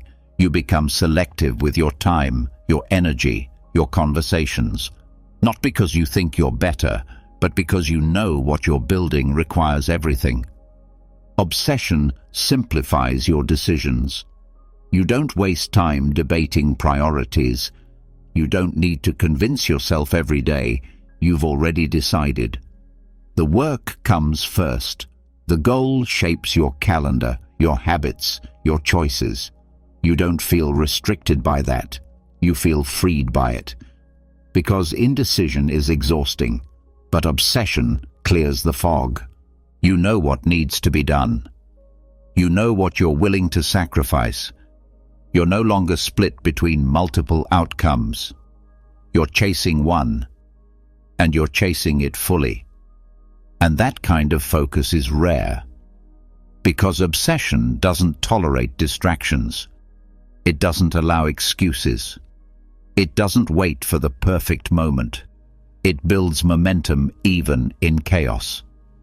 It keeps moving through resistance. When others stop for comfort, you keep building. When they celebrate too early, you keep refining. When they change paths after a setback, you stay on course. Not because you lack options, but because you've already chosen one, and obsession makes that choice unshakable. This doesn't mean you ignore everything else. It means you give your main priority the weight it deserves. It means your goal isn't just something you pursue, it's something you structure your life around. The people who change industries, redefine standards, and create movements are never casual about their work. They don't treat it as a task. They treat it as a calling. And that difference shows up in every detail. They don't need deadlines to move. They don't need reminders to stay on track. They've built a world inside themselves that pulls them forward, no matter what the world outside does. That pull is obsession. It's not always loud. It's often quiet, steady, deliberate. It doesn't need to perform. It just needs to continue. That's what makes it so powerful. Because while others fade, switch goals, or get distracted, obsession keeps digging. And depth is where mastery lives. When you go deep enough into something, you stop relying on hype. You move into rhythm. You no longer work in bursts. You operate with consistency. Your obsession becomes invisible on the surface, but undeniable in your results. That's why people think winners are lucky. They see the outcome but not the years of repetition, the isolation, the missed moments, the single-minded drive. They think success happened fast because they didn't notice what was happening when it was slow. They didn't see the 4 a.m. mornings, the weekends sacrificed, the quiet grind that happened after everyone else stopped. They didn't see the hundreds of days where nothing worked, but the work never stopped. That's what obsession looks like. It's not a mood, it's a standard. You hold yourself to a level that no one else asks of you. You build beyond what's necessary. You double-check when others say it's done. You study when others celebrate. You keep going when others lose interest. And people will ask why. They won't understand at first, because most people view work as something to manage, not something to merge with their identity. But you're not building something casual. You're building something rare, and rare things take rare effort. Obsession creates focus. Focus creates progress. Progress compounds. That's the chain. That's the difference. And you can't fake it. You either care enough to continue, or you don't. So don't be afraid of being misunderstood. Don't tone down your intensity to fit into rooms that don't match your ambition. Don't apologize for your pace, your boundaries, your commitment. You're not here to be average. You're here to build something exceptional. And that takes obsession. Not sometimes. Every time. When you accept this, your life changes. You stop explaining your choices to people who aren't building what you're building.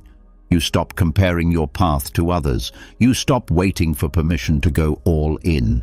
You just go, because you know that the world doesn't reward the one who starts fast. It rewards the one who never stops. And that's what obsession gives you. The ability to stay when others leave, to work when others rest, to push when others plateau. And the deeper your obsession goes, the clearer everything becomes. You don't chase every new opportunity. You measure it against your mission. You say no with confidence. You guard your time like it's sacred. Because it is. Every hour spent on something that doesn't serve your obsession is a step backward. That's not selfish. That's strategic. If it doesn't align, it doesn't belong. That's the mindset that builds things people remember. Not for how balanced you were, but for how committed you were, for how relentlessly you chased the thing that mattered. Not because it was easy, but because it was yours. Obsession creates clarity, but it also creates distance. The more you care, the more you narrow your world. You start turning down distractions, removing noise, and protecting your focus like your life depends on it. But the deeper you go, the more you notice something else. Conversations feel different. Social moments feel distant. People stop asking where you've been. They assume you've changed. And in a way, you have. Because mastery has a cost most don't expect until they're already paying it. That cost is isolation. Solitude isn't something you choose once. It's something that grows the more serious you become. Not because you dislike people, but because mastery is not a group activity. It's built in the quiet, away from attention, far from comfort. While others connect over ease, you begin to drift toward challenge. While they prioritize balance, you focus on building depth. This shift isn't dramatic at first. It starts small. You stop attending every social event. You stop engaging in conversations that drain you. You lose interest in things that used to feel exciting. What used to bring you energy now feels like interference. And soon, you find yourself alone more often. Not because you're forgotten, but because you're choosing a path most people won't understand. Mastery demands that you go where others can't follow, that you build your thoughts in silence, that you practice without applause, that you examine your flaws without deflection. These aren't activities for crowds. They require stillness. They require repetition. They require your full attention without distraction. In that space, your understanding deepens. You see patterns others miss. You make connections that seem invisible to everyone else. But with that insight comes the loneliness of distance. Because once you start seeing differently, you start feeling differently. You try to explain, but your words don't land. Not because they're wrong, but because they don't match the rhythm of the room. And this is where many turn back. Not because the work is too hard, but because being alone in your growth can feel unbearable. You look around and realize you're no longer in sync with the people who once felt close. Their pace, their values, their priorities, they've stayed the same while yours shifted. But this is not failure. This is the price of doing something meaningful. When your goals elevate, your circle often doesn't come with you, and it's not out of malice. It's just that people who don't carry your vision won't carry your urgency. They won't understand why you say no more often, why your days are structured differently, why your life is built on discipline instead of comfort. You're not supposed to be understood during this phase. Mastery is not designed to be relatable. It's a level of focus and repetition that most avoid. It's not about being better than anyone. It's about demanding more from yourself than others would ever ask. That kind of internal standard isn't shared. It's earned, and it's earned alone. You wake up with your own plans. You correct your own mistakes. You practice with no audience. You stay committed without someone checking in. This self-reliance builds a different type of strength. The kind that doesn't need motivation, validation, or reminders. The kind that stays solid in silence. Isolation reveals whether your goals are real. If you're only committed when others are watching, you'll fall apart when the room is empty. But if your commitment deepens in solitude, you've found something worth keeping, because the highest level of growth is internal, and that kind of growth can't be shared until it's complete. When you give yourself fully to something, you lose pieces of what made you comfortable. You stop chasing entertainment. You start craving progress. You stop needing noise. You start valuing stillness. You don't feel the need to explain your journey. You just live it. And the more you live it, the more distant you become from those who never chose this path. That's the paradox. You grow in solitude, but that growth can separate you. People may think you've withdrawn, but what's really happening is expansion. You're building something beyond the surface, something rooted, something sharp, and that kind of growth requires room to breathe, room that social clutter often suffocates. It's not about isolating yourself out of bitterness. It's about protecting the space that allows your skills, your mindset, your vision to evolve. It's about recognizing that not every conversation deserves your attention. Not every relationship serves your goals. Not every distraction is harmless. There's nothing wrong with connection, but connection without alignment slows you down. When your daily life is filled with people who don't share your direction, their energy dilutes yours. Not intentionally, but consistently. That dilution spreads. It softens your focus. It pulls your vision sideways. You must be willing to step back to see forward, to spend time with your thoughts until they sharpen, to work without explaining, to listen more than you speak, to live in the gap between where you are and where you're going, without needing someone else to fill the space. And eventually, that silence becomes useful. It stops feeling empty and starts feeling focused. You stop fearing being alone and start choosing it, because it's in that solitude that your best work happens. The ideas you couldn't hear through noise finally surface. The discipline you couldn't maintain in company finally holds. The clarity you were chasing begins to form. People often think greatness is born from energy, talent, or opportunity. But it's often born from distance. from stepping away long enough to fully see, from removing yourself just enough to rebuild yourself. This is why the best work feels different. It was shaped in solitude. It carries a depth that can't be faked. It was built by someone who stayed when others left, someone who trained when no one clapped, someone who chose purpose over attention. Isolation forces you to face your patterns, your weaknesses, your inconsistencies. There's no hiding when you're alone, but that's what makes it valuable, because once you've confronted yourself in silence, you become impossible to manipulate in noise. You've seen what it takes. You've survived the absence of applause. You've learned how to continue without confirmation. That internal power cannot be taken from you. When you return to the world, you return with substance, not empty confidence, earned conviction. You don't need to dominate the room. You've already built your foundation. You speak less, but every word carries more. You move slower, but every step lands harder. You lead without effort because you've led yourself first. That's the outcome of isolation done right. Not loneliness, not confusion, but strength, focus, mastery. And mastery will always demand solitude.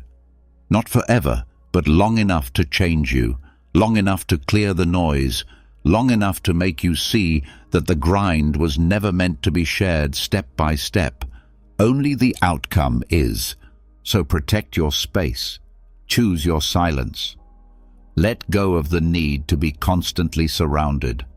The work you're doing now may look invisible to the world, but that's exactly what makes it powerful. Because when it's time to return, you won't come back looking for validation. You'll come back with results, and the world will finally see what the silence was building. Solitude sharpens your edge, but even the deepest focus eventually demands results. The world doesn't wait forever to understand your process. It loses interest when the outcome never comes. At first, they admire your grind. They respect the silence. They nod at your discipline. But over time, if the silence doesn't lead to something visible, the world begins to drift. Attention moves. Support fades. And no matter how noble your journey once looked, the patience people had starts running thin. No one says it out loud. It happens subtly. You stop getting checked on. You stop being mentioned. You stop being expected to show up. The energy around your name weakens. People shift their attention to new stories, faster progress, fresher headlines. And if you're still in the struggle, still figuring it out, still deep in the work, it can feel like you've been erased. The truth is, people only root for the underdog as long as they believe a comeback is coming. They support you when they think you're close to turning the page. When the comeback takes too long, that support becomes silence. Not because they're cruel, but because they're human. People want resolution. They want arcs. They want to say they supported someone who made it, not someone who stayed stuck. So when your climb slows, when your story stays unfinished, they begin to doubt. Not always publicly, but internally, they start shifting belief elsewhere, to someone with momentum, someone with proof, someone who looks like they might actually win. That's how the cycle works. The underdog story is only exciting when it moves. When it drags on, it becomes background noise. Attention is limited, and people don't waste it on someone who can't seem to break through.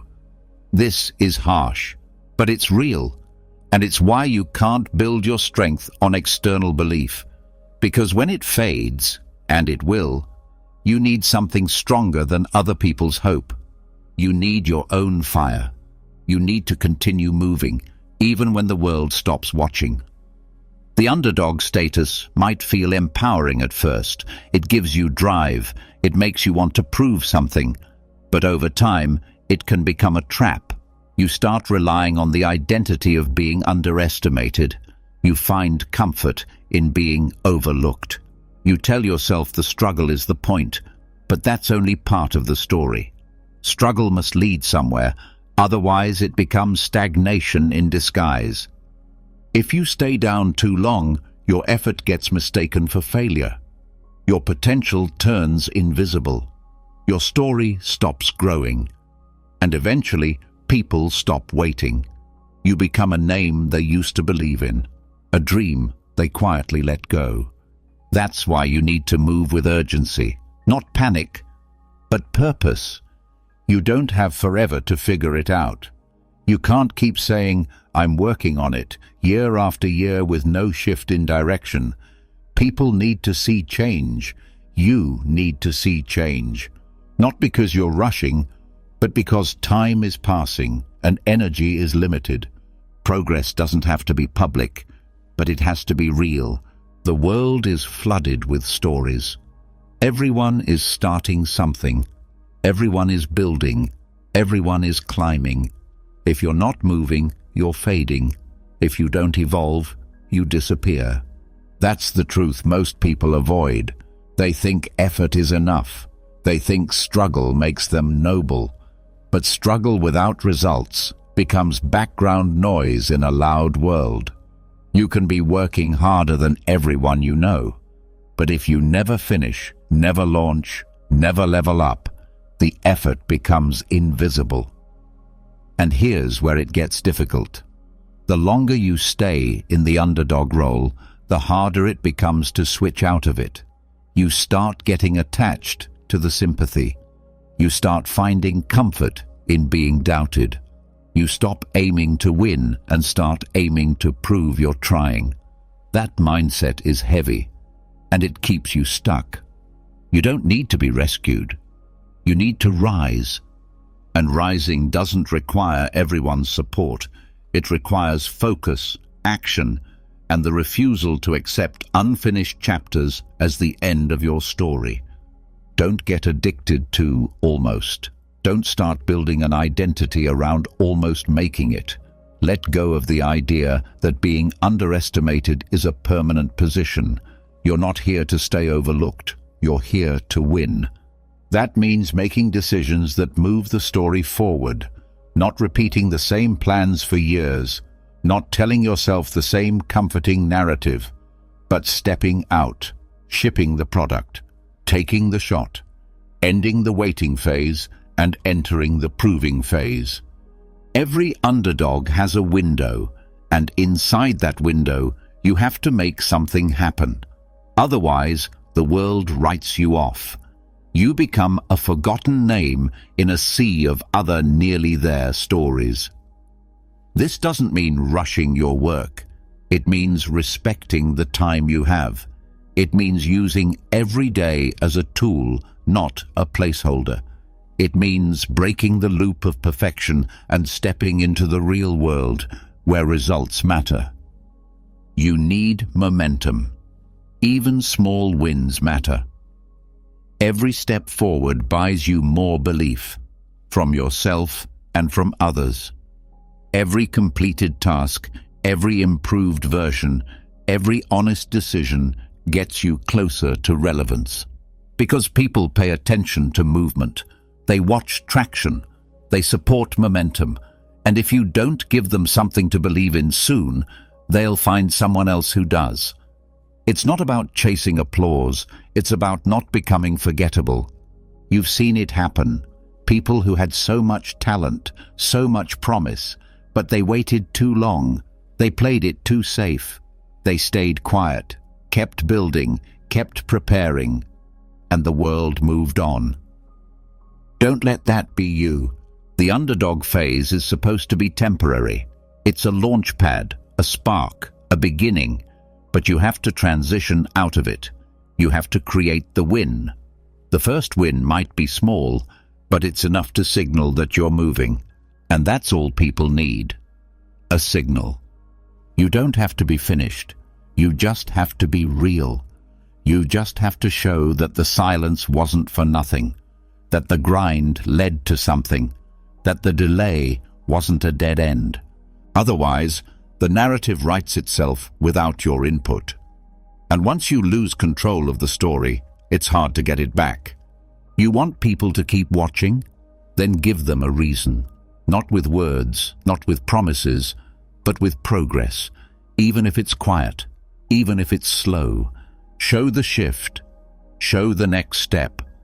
Break the cycle of endless effort with visible evolution. That's how you keep the story alive.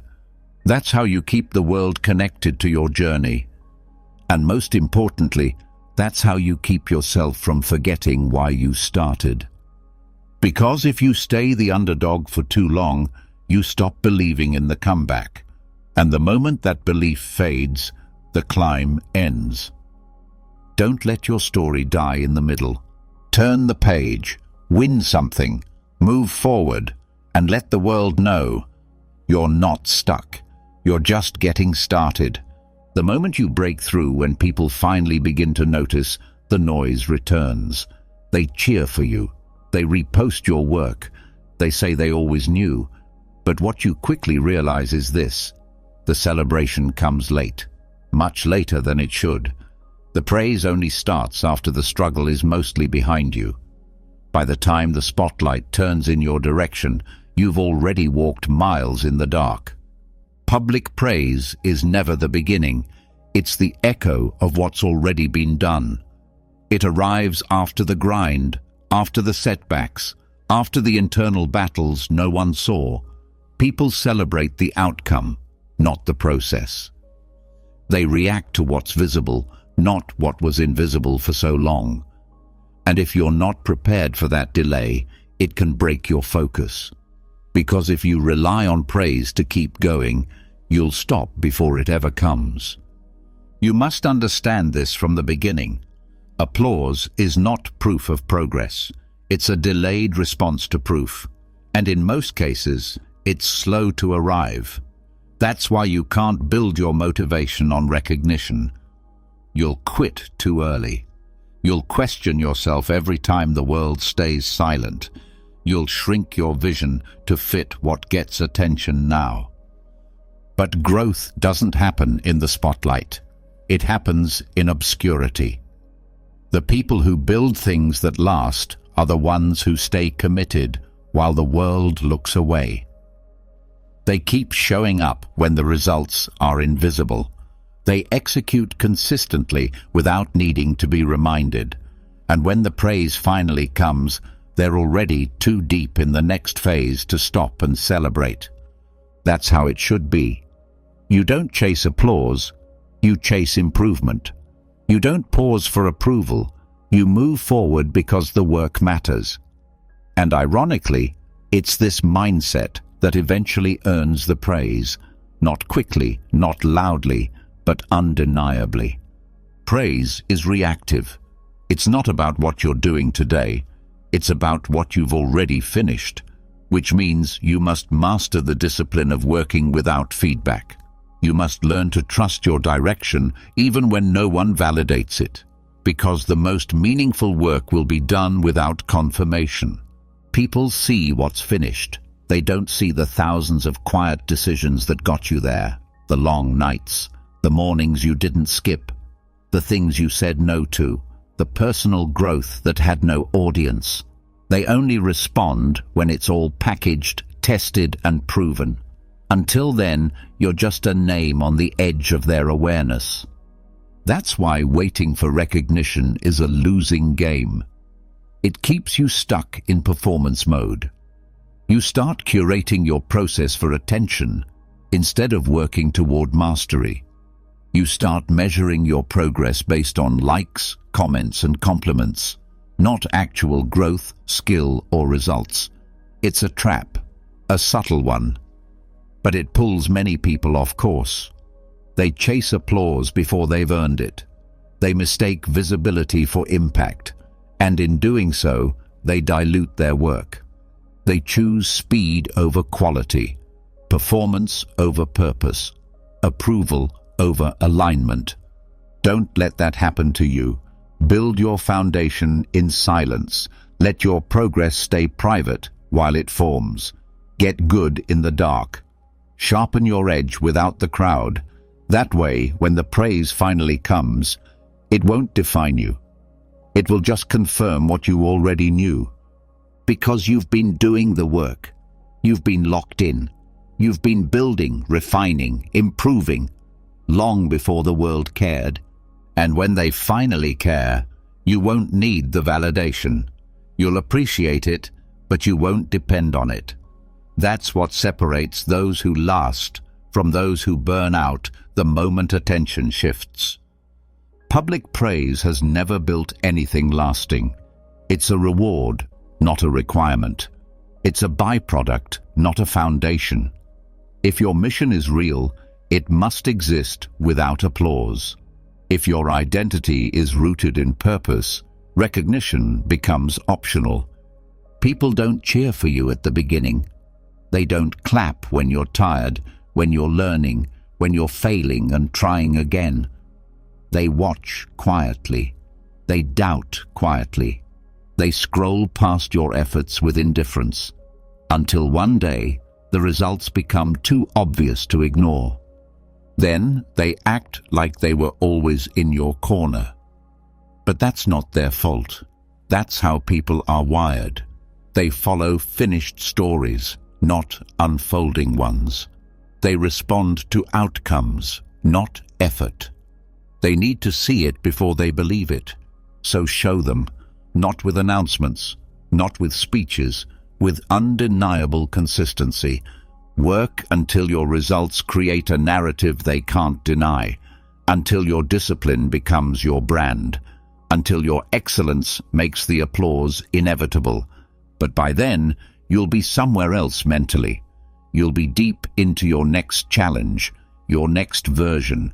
You won't be waiting for someone to say you're doing great, because you'll already be doing more. That's how real builders think. They don't pause for noise. They don't build for attention.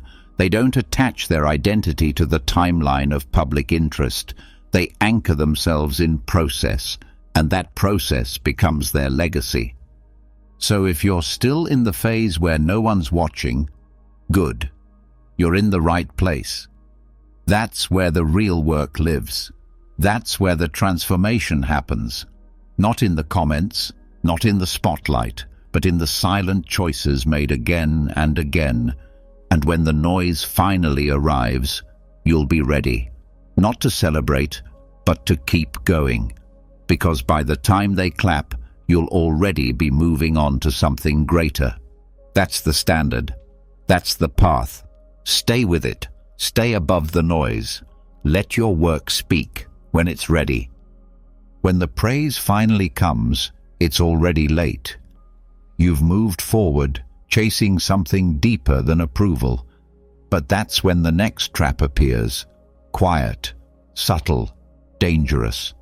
It doesn't scream. It doesn't demand. It whispers. It tells you to slow down, to ease off, to enjoy what you've earned.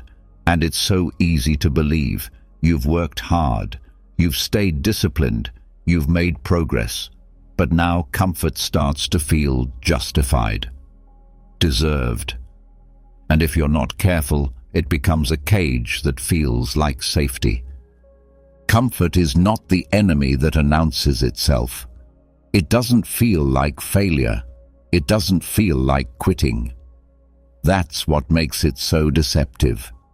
Comfort is when you're doing just enough to avoid pain, but not enough to grow. When you're not failing, but you're not pushing either. When things are stable, but not evolving. It's dangerous because it doesn't demand urgency. It makes you feel secure while your edge begins to dull. You stop questioning your routines. You stop challenging your limits. You stop asking more from yourself. And over time you convince yourself that this is enough. But enough is a moving target. What feels stable today becomes stagnant tomorrow. What once felt like a milestone slowly turns into a ceiling. And the longer you stay in that space, the harder it is to leave. Because comfort rewires your expectations. It lowers your resistance to excuses. It softens your standards without you noticing. You begin justifying delay. You say you're taking a break.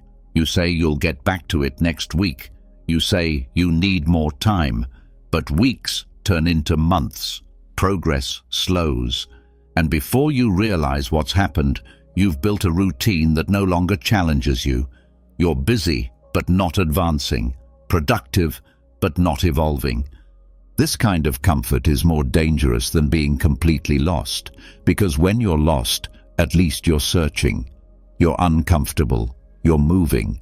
But when you're slightly comfortable, you stop moving entirely, and you don't notice. The worst part is that comfort doesn't always feel wrong. It often feels like peace, like stability, like rest. And yes, rest has value. But comfort that stretches into routine becomes complacency. It becomes the silent killer of urgency, of growth, of progress. You don't need to suffer to grow, but you do need to stretch. You need discomfort. You need pressure. Not to break you, but to sharpen you. Pressure reveals where your limits are. Comfort hides them. That's why you must regularly disrupt your own rhythm.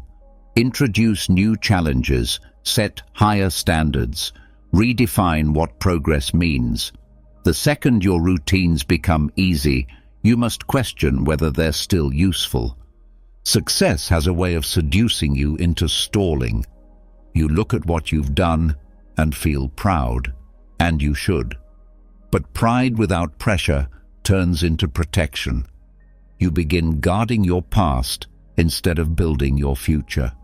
If you want to keep growing, you have to keep moving beyond what you've already proven.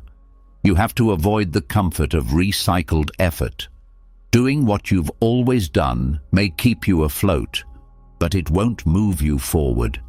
You must resist the temptation to settle into the identity you've already built. Your past results are not permanent protection, they're temporary rewards, and they can become outdated fast if you stop developing. Staying uncomfortable doesn't mean chaos. It means intention. It means living with a level of pressure that keeps you awake. It means refusing to be lulled into passivity by your own progress. You need to ask harder questions. What are you avoiding? What are you tolerating that you would never have accepted before? What used to scare you that now feels too easy? Those questions reveal where comfort has crept in. The difficult part is that comfort is praised by society. People tell you to relax, to enjoy, to slow down, and there's a time for that. But not when you're still building, not when there's more inside you, not when your purpose hasn't been fully expressed. You can enjoy the process, but you cannot let enjoyment replace hunger, because hunger is what drives creativity. Hunger is what fuels resilience. Hunger keeps you moving when logic tells you to stop. Comfort erases that hunger, one quiet day at a time. You don't need a crisis to grow. You need clarity. You need to remember why you started. What made you push in the beginning? What scared you? What inspired you? And then you need to return to the kind of mindset that demands evolution. That may mean leaving environments that keep you small, that reward you for being average, that applaud your comfort instead of calling you higher. Not out of arrogance, but because alignment matters. If you're surrounded by people who fear discomfort, you'll absorb that fear. You need pressure to stay sharp, the kind of pressure that forces new solutions, new strategies, new standards. You don't outgrow the need for pressure. You just learn how to use it better. Comfort tells you to protect what you have. Growth tells you to expand it. And expansion always involves risk. The risk of falling short, the risk of being misunderstood, the risk of starting over. But those risks are where the next level lives. Comfort will never take you there. If you want more, you have to want the discomfort that comes with it. You have to want the longer hours, the harder choices, the quieter sacrifices. You have to want growth more than convenience. Because at the highest level, growth isn't an accident. It's a decision. A deliberate move away from ease and toward challenge. A constant recalibration of what's possible. You are never finished refining. The moment you stop evolving is the moment your results stop progressing. So choose discomfort. Choose the next level. Choose to live just beyond what feels safe. Not because you hate comfort, but because you refuse to be trapped by it. The comfort of being accepted is one of the last barriers to break. It holds you in place by making everything feel okay. You're not in pain. You're not falling behind. People like you. They respect you. They appreciate you. But under that approval, growth begins to slow. You start choosing what's safe. You pick what will be received well instead of what will push the edge. And that's when greatness slips away. Quietly, politely, without resistance. Because being liked is easy. Being great is not. Approval feels good. It creates temporary peace. But peace without progress becomes a trap. You get used to praise. You build for reaction. You start measuring your value by the number of people clapping. That attention starts to shape your choices. You pull back your voice. You round off your edges. You give just enough to stay popular, not enough to stand out. You don't even notice it at first. It starts as harmless self-awareness. You want to be helpful. You don't want to offend.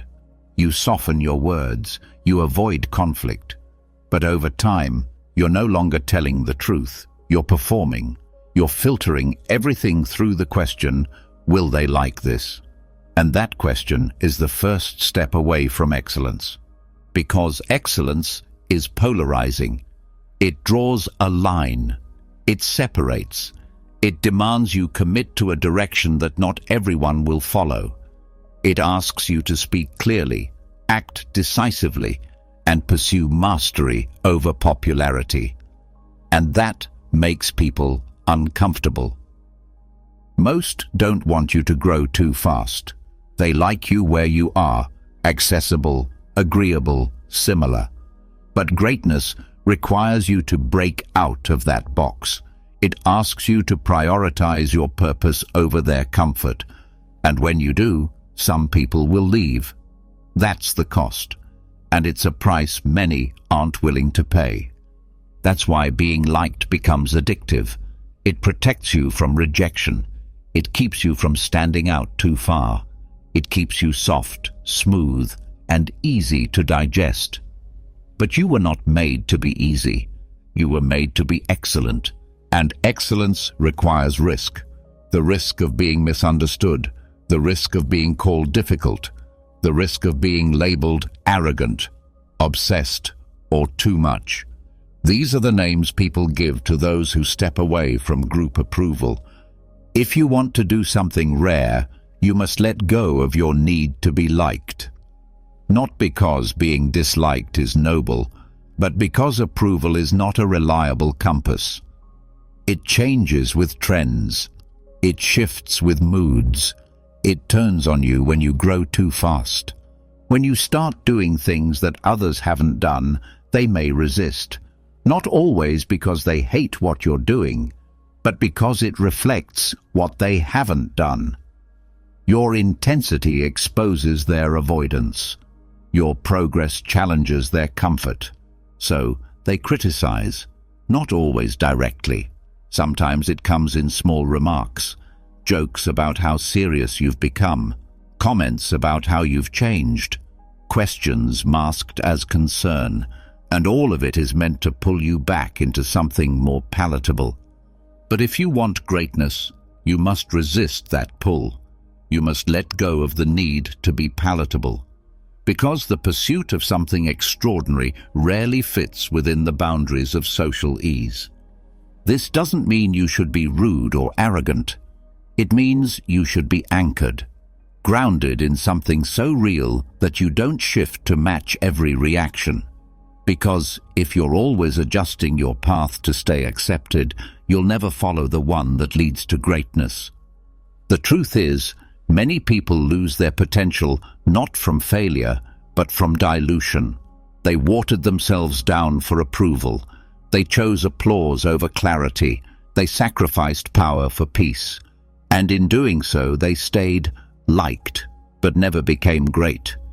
You must build your character so strong that you can survive disapproval, that you can keep your vision even when people don't understand it, that you can walk into a room and not need everyone's head to nod for you to feel stable. This is not easy. Approval is a drug. It lights up your brain. It makes you feel seen, but it fades quickly. And when it becomes your fuel, you're forced to chase it endlessly. Excellence is the withdrawal. It is the decision to stop seeking short-term validation in exchange for long-term impact. It feels like isolation. It feels like resistance. But it's the only way to access your highest capacity. You can't build something legendary if your choices are based on audience response. You have to be willing to keep showing up, even when the room is quiet, even when people question your methods, even when the crowd moves on. Because the deeper you go, the smaller the crowd becomes, but the greater the output. That's the trade. If you're trying to reach everyone, you will lose the precision needed to create something remarkable. But if you focus, if you let go of pleasing the crowd, you can build something that defines your life. And ironically, once you do, the applause comes back. People eventually circle around when the results are too strong to ignore. But by then, you don't need the approval, because you've already built without it. And that's the point. You must stop needing what you're trying to earn. Only then are you free to create it. You have to understand that being liked is conditional. It's often tied to expectations, habits, and roles that people have assigned to you. The moment you step out of that assignment, you break the agreement, and they may not like the new version of you. Let them adjust. You are not responsible for managing their reaction. You are responsible for pursuing what is real, what is necessary, what is yours. Let your purpose speak louder than your need to be approved. Let your growth guide you even when it distances you from the crowd. Let your truth sit in silence long enough to become undeniable. You don't have to be disliked, but you do have to be clear. Clear enough that you don't hide parts of yourself just to keep the peace. Clear enough that you're willing to be misunderstood on the path to being unshakable. Because being liked might keep you popular, but it will not make you powerful. That comes from choosing excellence every time, even when it costs you applause, even when it leaves you walking alone, even when it's hard to explain. You are not here to fit in. You are here to become the fullest version of who you were meant to be, and that version may not be accepted by everyone. That's the price of greatness and the freedom of letting go. Letting go of the need to be liked is one of the hardest shifts. It forces you to lead without approval, to move without applause, and to keep going even when nobody understands your choices. But there's another shift, just as important, one that carries you when every external reason to continue is gone. It's the decision to keep showing up regardless of outcomes, validation, or ease. This is where people begin to confuse greatness with luck. They see the result, not the effort. They notice the breakthrough, not the years before it. But the truth is simple. Winners aren't lucky. They're relentless.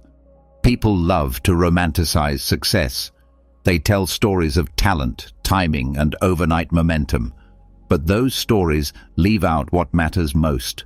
The days no one saw, the weeks when nothing worked, the years of building with no spotlight.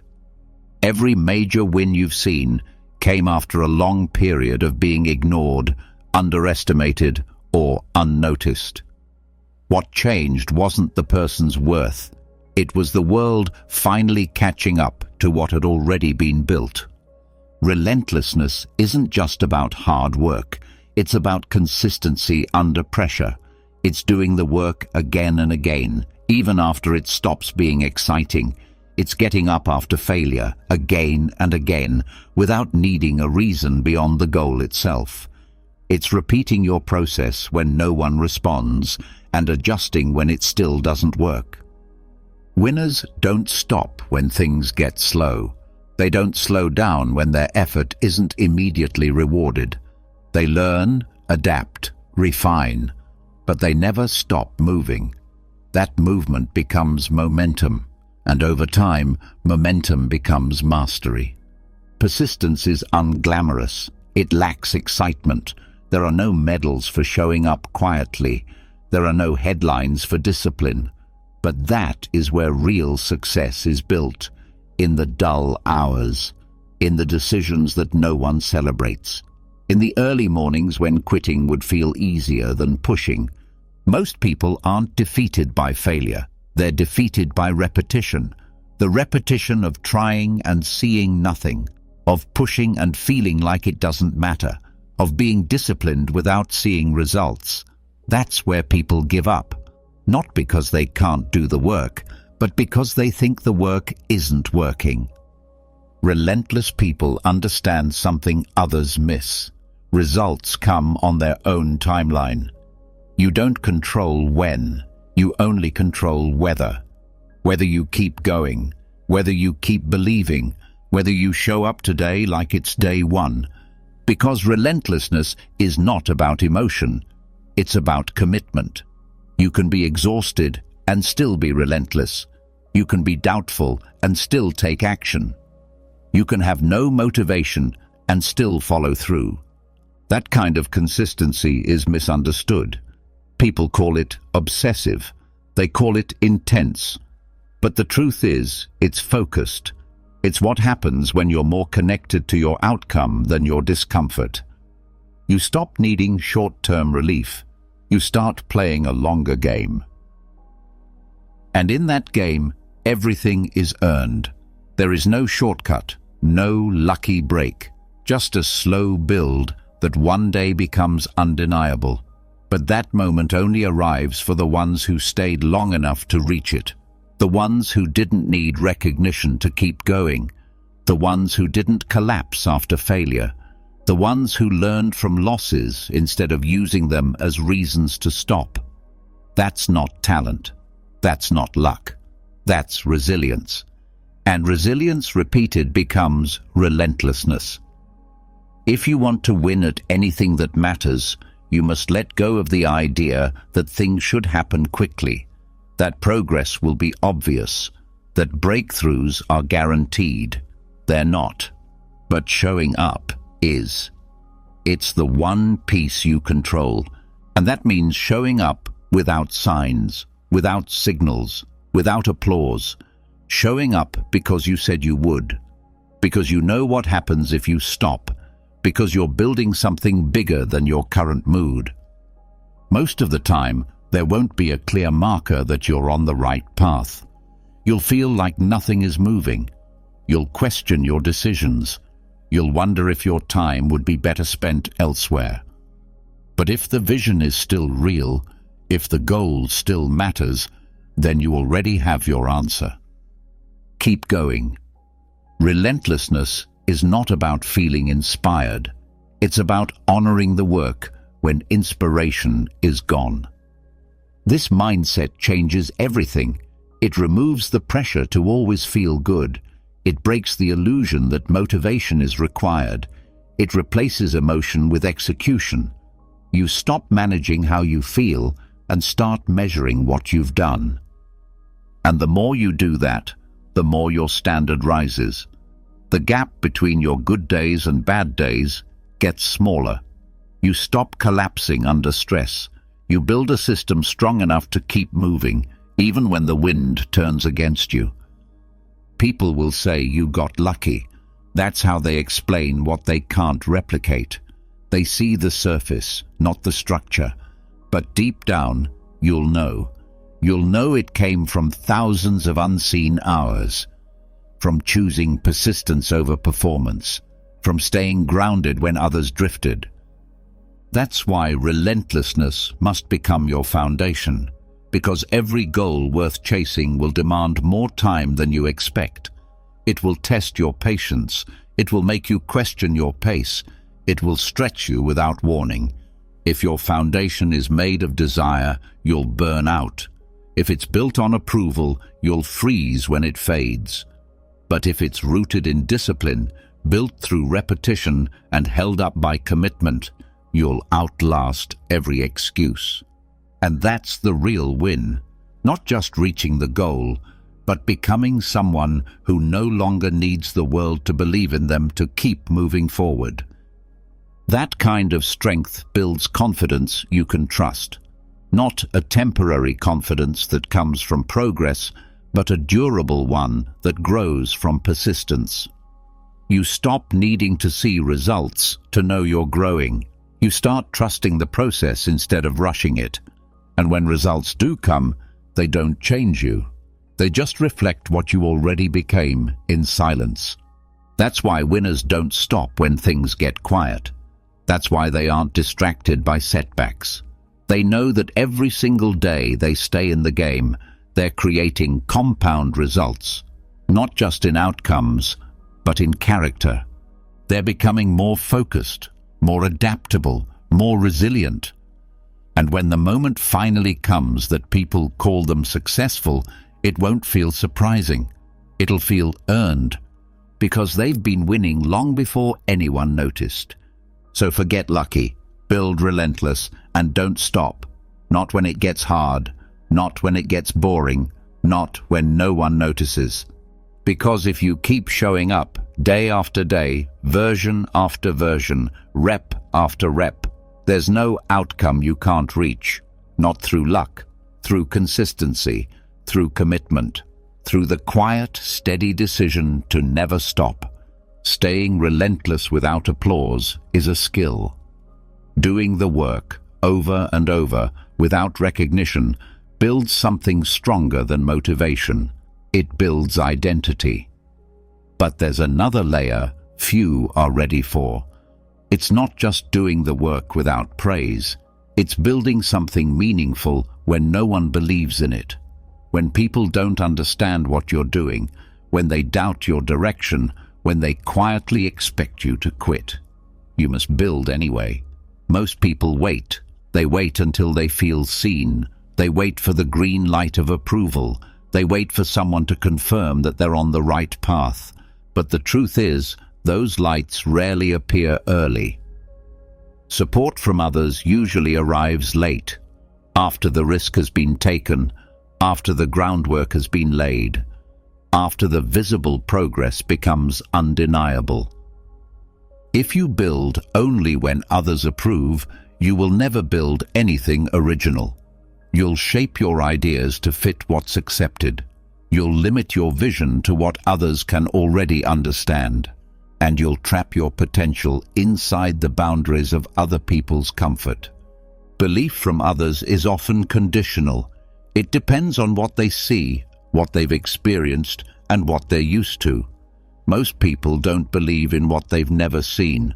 They don't know how to support something new until it becomes successful. That's not because they don't care. It's because their understanding is shaped by evidence. But if you're trying to do something different, something personal, something bold, something that hasn't been proven yet, there won't be evidence. Not at first, not until you create it.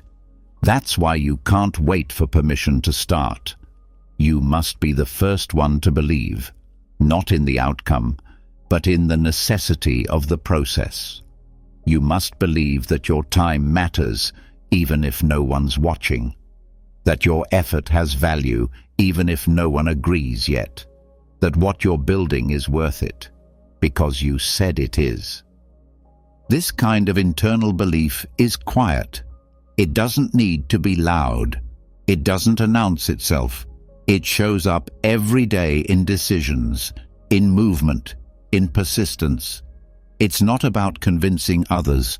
It's about refusing to need their agreement. You will be doubted. That's part of the path. People will offer advice that's not aligned.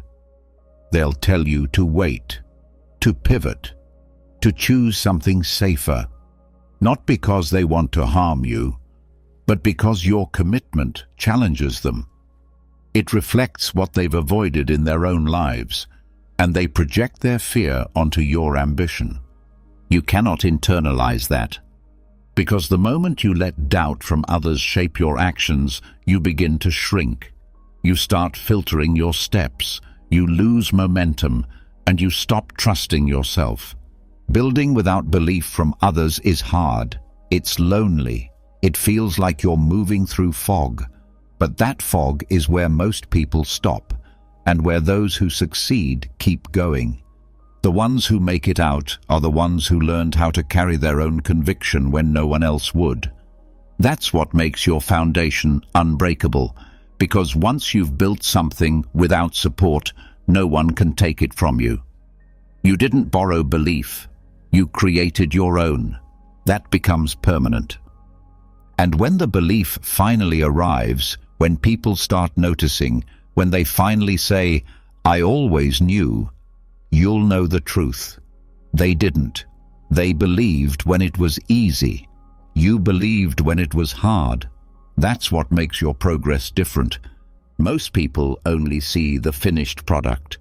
They don't see the sacrifices, the discipline, the days when you wanted to quit, the moments you questioned everything but still kept going. They see momentum. They don't see the years it took to create it. If you wait for belief to come before you build, you'll be stuck at the starting line forever. You'll talk about your vision but never act on it. You'll plan more than you execute. You'll hesitate. And that hesitation will steal your potential. The truth is, your first version won't be perfect. It won't be impressive. People might mock it. They might ignore it. But the point isn't to impress. It's to begin. The first version isn't for them. It's for you. It's proof that you moved, that you took control of your direction. Belief follows evidence. That means you must create the first piece of evidence alone. You don't need to convince everyone. You need to take action so clearly, so consistently, that the results become undeniable. Then belief arrives. Then people start adjusting their perspective. But never expect them to see the vision before you do the work. That's your responsibility. So stop seeking agreement. Stop explaining your plan in hopes of gaining support. Stop hoping that your confidence will be borrowed from someone else's reaction. It won't, and it shouldn't. You're not here to be validated. You're here to create. And creation, by nature, starts in silence. It starts before applause, before praise, before traction. That's where most people stop, because it feels unfair. Why work hard when no one cares yet? Why build when no one is cheering? Because it matters.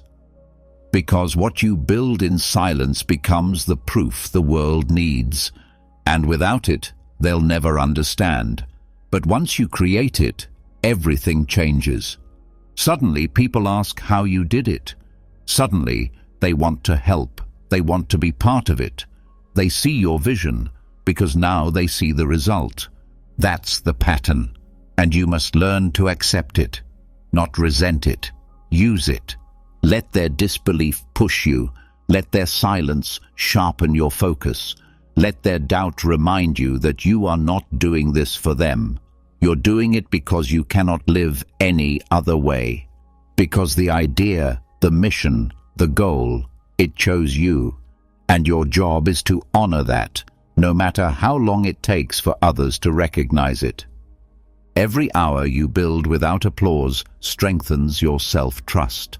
Every win you create in private makes the public ones more stable. Every small step you take in isolation prepares you for the momentum to come, because it will come. But only if you build when it's hardest, when it's quiet, when it feels like no one sees you. That's when the real work happens. That's when the foundations are poured. That's when your future becomes real. So keep going, not because they believe, but because you do. Believing in yourself when no one else does is the beginning. That quiet confidence becomes your foundation. But once you start building, once you start creating with consistency and vision, another truth becomes impossible to ignore. No one owes you attention. No matter how pure your intentions are, no matter how much effort you put in, the world does not hand out platforms for trying. You must earn them through value. Many people confuse potential with permission. They think that having something to say means they deserve an audience. But platforms aren't awarded for ideas. They're earned through execution, through proof, through value so clear that people can't look away. You can't demand to be heard just because you're passionate. Everyone is passionate about something. What separates those who speak from those who are listened to is simple. Results. Not feelings, not hope, but consistent, undeniable output. You're not owed attention. You're not owed followers, subscribers, clients, respect, or influence. The world is overwhelmed with voices. Everyone is talking. Everyone is trying to be seen. The only ones who rise are the ones who produce something people need, want, or can't ignore. That means the first step is not visibility. It's usefulness. Not likes, but leverage. You create value that solves a problem, fills a gap, or pushes people forward. And you keep doing that until your presence can no longer be denied. You earn your platform through discipline, by showing up when others fade, by doing the work when it's boring, by improving when no one's watching. And over time, that work compounds into trust. Not just from your audience, but from yourself. You begin to speak differently when you've earned your voice. You don't need to yell. You don't have to force engagement. Your value makes the case for you. You don't chase attention. You build something that attention finds. And if it hasn't found you yet, it's not because the world is unfair. It's because you haven't built enough yet. That's not an insult. That's a call to action. If you want to be seen, then create something that deserves to be seen. If you want to be respected, then offer something that earns respect. If you want your work to spread, then make it too good to ignore. This doesn't mean being perfect. It means being relentless. Every day you show up and build is a deposit into your platform, not a platform handed to you, but one you lay brick by brick, quietly, patiently, relentlessly. A platform is not a microphone. It's a mirror. It reflects the strength of what you've built behind the scenes. It doesn't amplify your hopes. It echoes your results. That means you must stop obsessing over growth, reach, or visibility if you haven't yet built something solid. Focus on the work, the product, the message, the skill, the craft. Because if that part is weak, no amount of visibility will help. Being seen too early can ruin you. Visibility without value creates pressure without foundation. The spotlight can expose cracks. If your message isn't grounded, your growth becomes fragile. That's why you must be ready before you ask to be noticed. When you've put in the work, when your message is built on truth, when your product is excellent, you won't need to beg for attention. People will come to you, slowly at first, then all at once. That's the part most people miss. They want the outcome without the input. They want the platform without the patience. But speed doesn't replace strength. Fast growth without preparation collapses under pressure. So build the thing first, the business, the message, the art, the skill, then refine it, then earn the right to speak. And this applies to every area of life.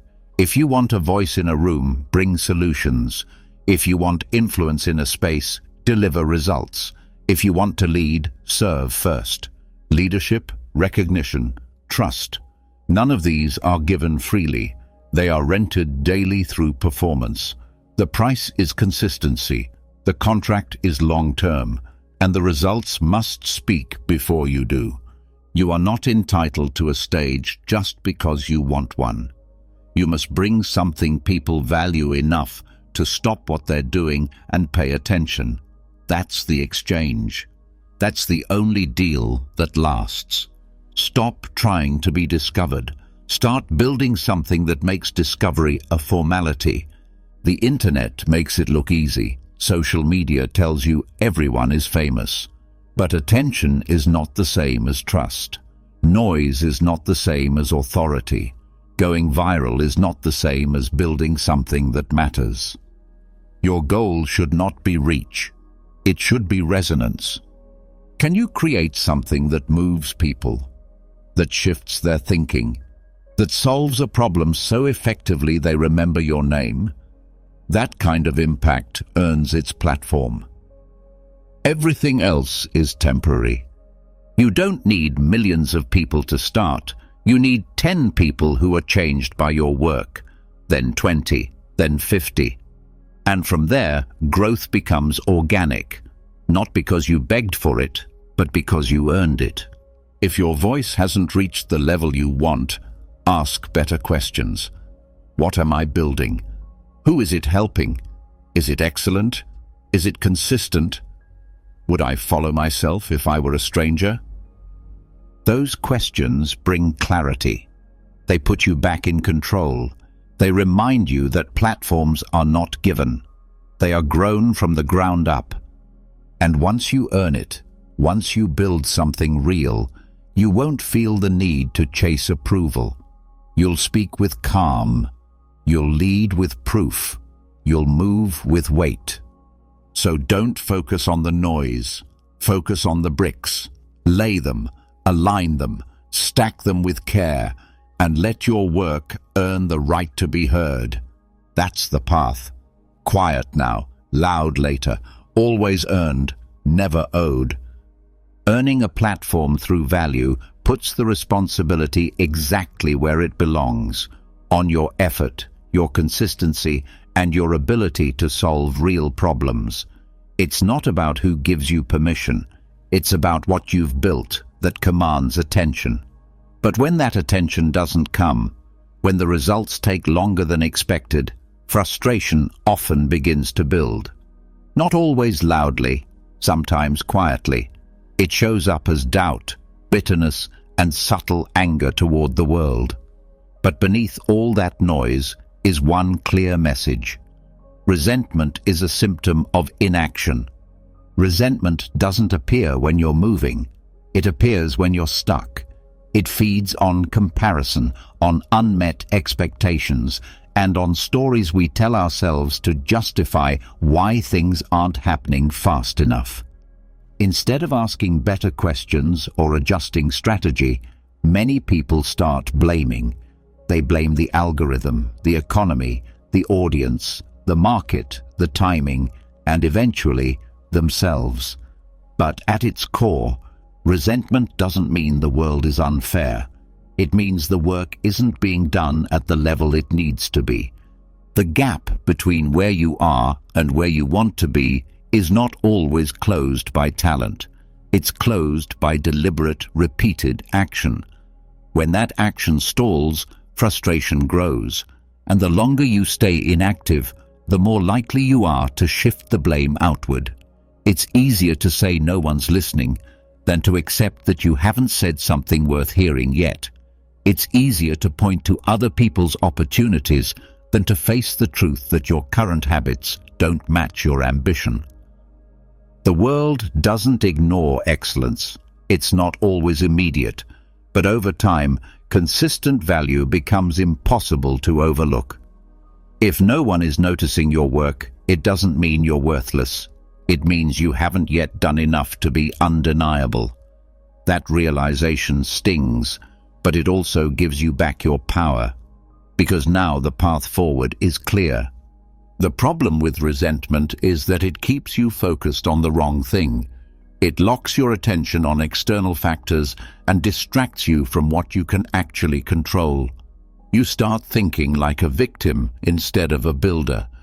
You spend more time explaining why it hasn't worked than doing the work required to change that reality. If you're bitter at the lack of recognition, ask yourself what, specifically, you've created that's worth recognizing. How many hours have you spent improving your skill? How many real problems have you solved for other people? How much of your effort has been strategic instead of scattered? These questions can be uncomfortable, but they cut through illusion. They stop you from pretending that effort always equals impact. They force you to acknowledge that some days the work isn't enough, not because it's unfair, but because it's incomplete. Action doesn't just mean movement. It means targeted movement. It means you're not only doing the work, but also refining your process, challenging your own blind spots, and actively seeking growth. Complaining is easy. Adapting is hard. But only one changes your position. The more you work, the less time you have to resent. Because real work takes your focus. It pulls your mind toward progress and away from entitlement. You don't have time to feel bitter when you're building. You don't feel ignored when you're improving. You're too busy moving. Resentment begins to dissolve the moment you accept full ownership of your path. That doesn't mean blaming yourself. It means empowering yourself. It means seeing every result as a reflection of effort and direction. And if something isn't working, you pivot instead of protest. This isn't about hustle culture or burning yourself out. It's about recognizing when your expectations have outpaced your execution. When you've demanded outcomes without doing the work that earns them. When you've looked outward for answers to problems that require internal clarity. You can't complain your way into growth.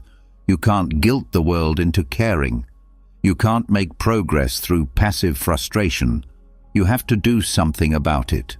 And that starts with movement. Deliberate, uncomfortable, often invisible movement. Build something better than the emotion you're feeling. That's the only way out. Let the frustration fuel better habits. Let the bitterness remind you that it's time to level up, not lash out. Let the silence sharpen your focus instead of souring your mindset. No one owes you support just because you've struggled. Struggle is part of it. Everyone faces resistance. Everyone faces rejection. Everyone questions themselves at some point. What separates those who rise is their ability to respond to that pressure with action, not resentment. If you're watching others succeed and wondering why it's not happening for you, look closely at what they're doing when no one's watching. Most success is built in moments that are never documented. Most wins are the result of daily effort that felt invisible for years. If you've only been working publicly, you're missing the point. The real test is what you do in silence.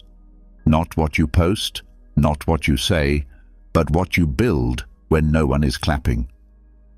If you're focused on applause, you'll become resentful the moment it disappears.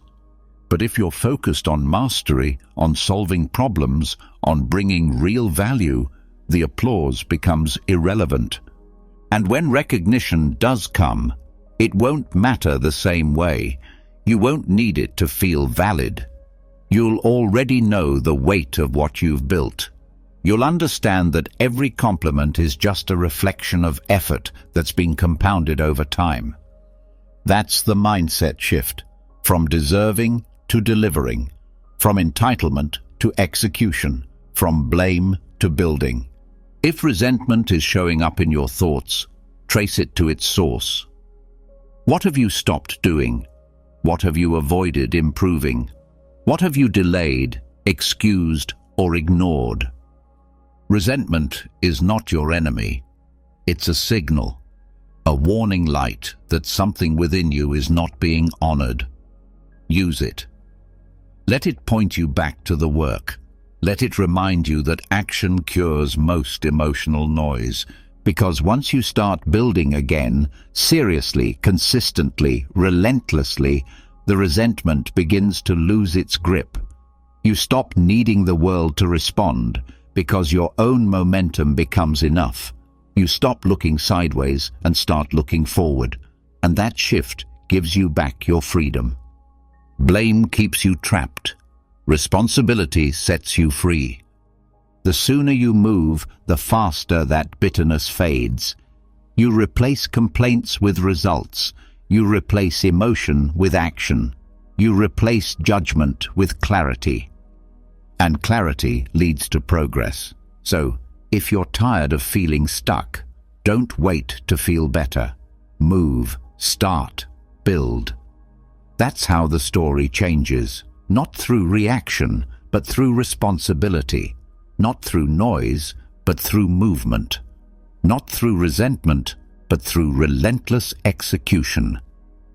When resentment fades through action and ownership replaces blame, something shifts. You stop reacting and start responding. You begin to move forward, not because the world changed, but because you did. But then the real pressure begins.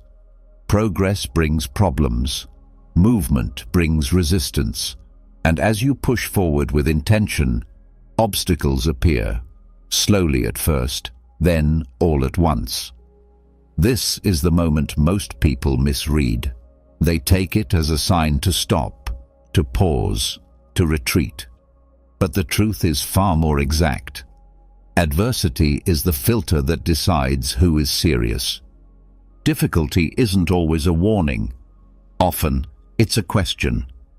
How bad do you want it? Will you keep moving when the path isn't clear? Can you hold your pace when the ground shifts beneath your feet? These are not punishments. They are checkpoints, built-in tests that separate those who say they want something from those who actually do. Adversity doesn't care about intentions. It reveals habits. You can plan, dream, prepare, and train. But when pressure hits, your default behavior takes over. If your habits are built on convenience, you will collapse. If they are built on consistency, you will hold. This is where commitment is proven. Not in comfort, but in crisis. When resources run thin, when time runs out, when support disappears and nothing is working, that's when the truth surfaces. Most people fold, not because they lack talent, but because they never prepared for resistance. They expected progress to feel fair. But growth has no interest in fairness. It only answers effort. There is no such thing as a smooth climb. Every path worth walking comes with friction. That friction is not your enemy. It is your measurement.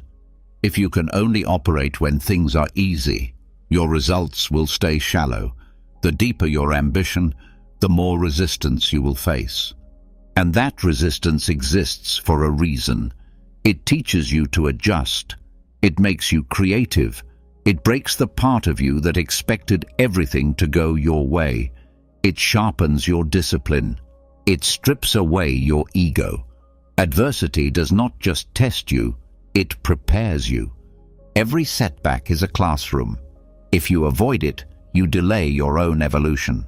But if you face it, if you stay with it, something happens. You develop endurance, not just physically, but mentally. You stop reacting emotionally to every delay. You stop assuming difficulty means you're off course. Instead, you begin to trust the struggle. You recognize that adversity is not trying to destroy you, it's trying to refine you. It's showing you where you're still weak, where your plan needs work, where your mindset still cracks under weight. This awareness is uncomfortable, but it is necessary, because when you push through resistance and keep showing up, you build confidence that no compliment could ever give you. You stop needing reassurance. You stop looking for signs. Your actions become the proof. The people who win are not always the most skilled. They are the ones who stay in the game longest, the ones who endure the friction and come out sharper, the ones who fall but don't exit, who bend but don't break. They earn their results not through luck, but through stamina. They understand that setbacks are not full stops. They are signals to adjust, to recalibrate, to level up. Because if you cannot perform in adversity, you will not be trusted with bigger stages. More responsibility doesn't come with less pressure, it comes with more. And unless you've proven that you can operate under strain, you won't sustain that next level. Growth demands discomfort. It doesn't ask if you're ready. It shows up without warning and watches your reaction. If you complain, you restart the lesson. If you adjust, you graduate. The commitment to keep going, especially when it makes no sense, is rare. But that's what makes it valuable. Anyone can move when the road is smooth. Few keep going when it's blocked. And that is why adversity filters.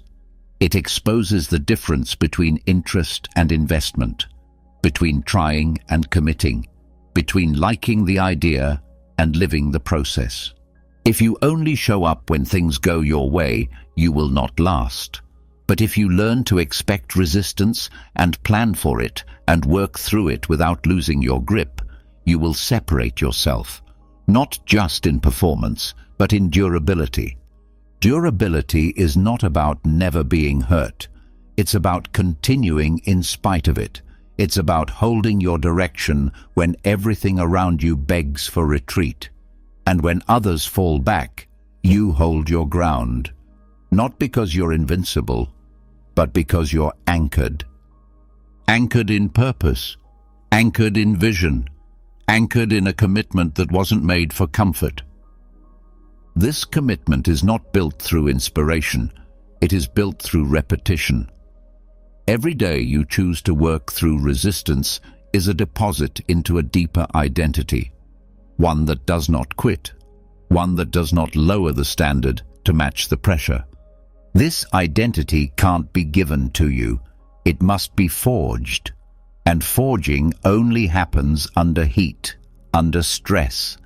In the moments when everything inside you says stop and you keep moving anyway, that's when it counts most.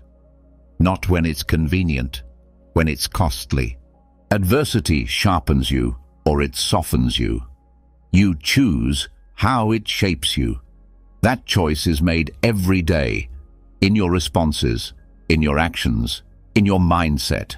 You cannot avoid resistance. You can only train for it.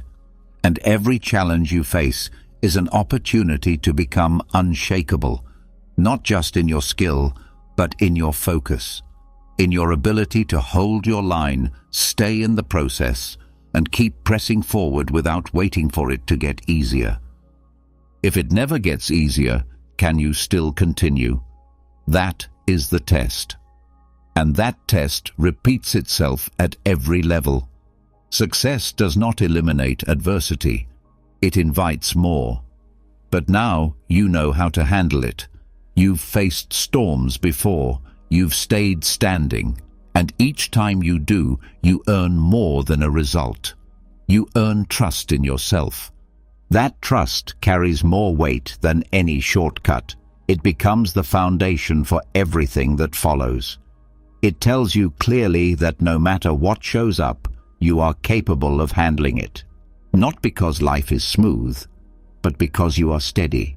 This is the reward of adversity, not ease, but strength, not relief, but readiness. So when the pressure builds, don't run. Don't wish it away. Don't resent it. face it, welcome it, let it show you who you are. Because if you're still standing, still building, still becoming, then you've passed the test. And if not, that test will be waiting until you're ready. If adversity reveals who's serious, then consistency proves who's unstoppable.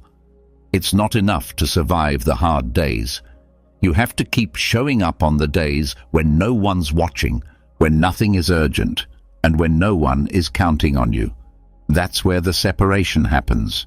Not in public, not under lights, but behind closed doors, when it's just you, your standards, and your willingness to go again. Most people look for the moment to shine. They want to be seen, praised, celebrated. But the real advantage is built in silence. It comes from stacking effort without needing recognition. It comes from building endurance by doing the same task better every time, especially when no one will notice the difference but you. Consistency looks boring. It doesn't trend, it doesn't go viral, but it works. Because while others chase momentum, you're building structure. While others wait for motivation, you're refining systems. While others perform when eyes are on them, you're performing when the room is empty. And over time, the difference becomes impossible to ignore. You don't outshine people by doing more once in a while. You outperform them by doing the right thing more often, more precisely, and more reliably. That's how separation is built, quietly, over time, in the hours that don't feel dramatic. Charisma fades, excitement fades, but habits stay. And habits, repeated long enough, shape outcomes far more effectively than any burst of inspiration ever could. Everyone talks about doing the work. Few people actually do it every day. Even fewer do it when there's no payoff in sight. That's the filter. That's where winners are shaped. Not by doing more than others in public, but by refusing to do less when the spotlight is gone. Outworking everyone doesn't mean burning yourself out. It means setting a standard so high that skipping becomes unacceptable, not because someone is holding you accountable, but because you refuse to let yourself fall behind. That self-regulated effort is what builds momentum that compounds. You don't need to make noise. You need to make progress. And progress is not built on grand gestures. It's built on daily choices. Showing up early, staying a little longer, fixing what's broken, practicing what's weak, saying no to distractions that others justify. People will call it obsessive. They'll say you need balance. But balance, when misunderstood, becomes stagnation. You are not meant to move like everyone else if you're trying to reach something uncommon. Your rhythm must reflect your goals. And if those goals require you to outpace everyone else, then your schedule has to look different. Your habits have to look different. Your discipline has to be higher. This doesn't mean being reckless. It means being intentional. You focus your time where it matters most. You eliminate what slows you down. You don't wait to feel ready. You move with urgency, not anxiety, because you know what's at stake. And when others pause, you keep building. When they rest in results, you raise your standard. When they coast on talent, you lean on repetition. This is how consistency creates distance, quietly, until it's undeniable. There's nothing glamorous about doing the same thing well for months or years. There's nothing exciting about refining your weaknesses until they become invisible. But that's where transformation happens. Not in breakthroughs, but in repetition that no longer needs recognition to continue. That's why consistency outperforms talent. Talent without structure is unpredictable, but discipline without applause creates durability, and durability always wins in the long run. You don't need to announce how hard you work. You don't need to post every improvement. Let people sleep on your progress. Let them forget your name. The work will speak for you when the time is right. You're not working to be noticed. You're working to be undeniable. That shift changes everything. It takes your attention off the audience and puts it on the assignment. It turns performance into process, and it frees you from the highs and lows of external validation. There's power in knowing that you are building something that no one sees yet. There's clarity in knowing that, while others get distracted, your direction is locked in. Consistency is not about perfection. It's about momentum, even on bad days, even through setbacks. You don't lose ground because your pace is steady. That steady pace adds up. It becomes a wall others can't climb, not because you moved faster, but because you never stopped. That's what it means to outwork everyone. It's not about the hours. It's about what you do inside them. It's not about noise. It's about depth. It's not about who's watching. It's about what gets done. And when the world starts paying attention, when the spotlight finally arrives, you'll be ready. Not because you trained for the stage, but because you've already been performing without one. The consistency that no one saw will become the skill that everyone respects. And the systems you built in silence will become the foundation that supports every new level. So stop measuring your success by applause. Start measuring it by execution. Did you follow through? Did you keep your promise to yourself? Did you maintain your standard even when no one asked? Those are the metrics that matter. Consistency will never feel exciting in the moment. But months from now, when others are scrambling to catch up, you'll be calm. Not because you're smarter, but because you stayed ready. That's the real advantage. Quiet repetition, steady improvement, relentless action that doesn't need permission. And that advantage belongs to the one who works when no one's watching, the one who keeps showing up, not because it's easy, but because it's required. So keep your head down, do the work, outwork them, not to be praised, but to be prepared. Because the day will come when all the hidden hours matter. And when it does, you won't need to prove anything. You'll already be ahead. When quiet consistency builds strength behind the scenes, it lays a foundation no spotlight can replace. There's nothing glamorous about showing up every day, repeating your craft, fixing what others never notice. But that's the discipline that earns real leverage. Still, in a world driven by appearances, the temptation to skip the hard part is everywhere. People want to be seen before they've built. They chase exposure without execution, and that's where the message gets lost, because visibility without victory isn't power, it's vanity. Attention is cheap. Earning it isn't hard anymore. Anyone can post, go viral, gain followers, say something loud.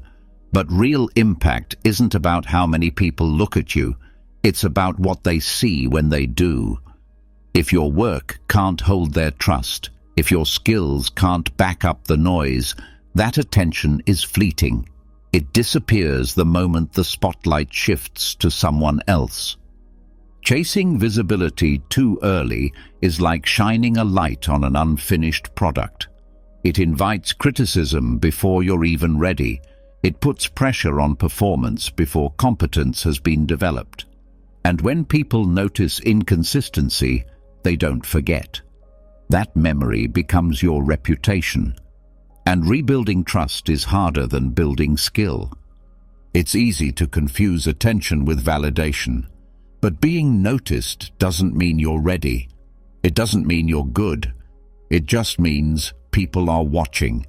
And that visibility creates expectations. If your work isn't strong enough to support those expectations, the exposure hurts more than it helps. The best work is developed in silence for a reason. Because excellence takes time.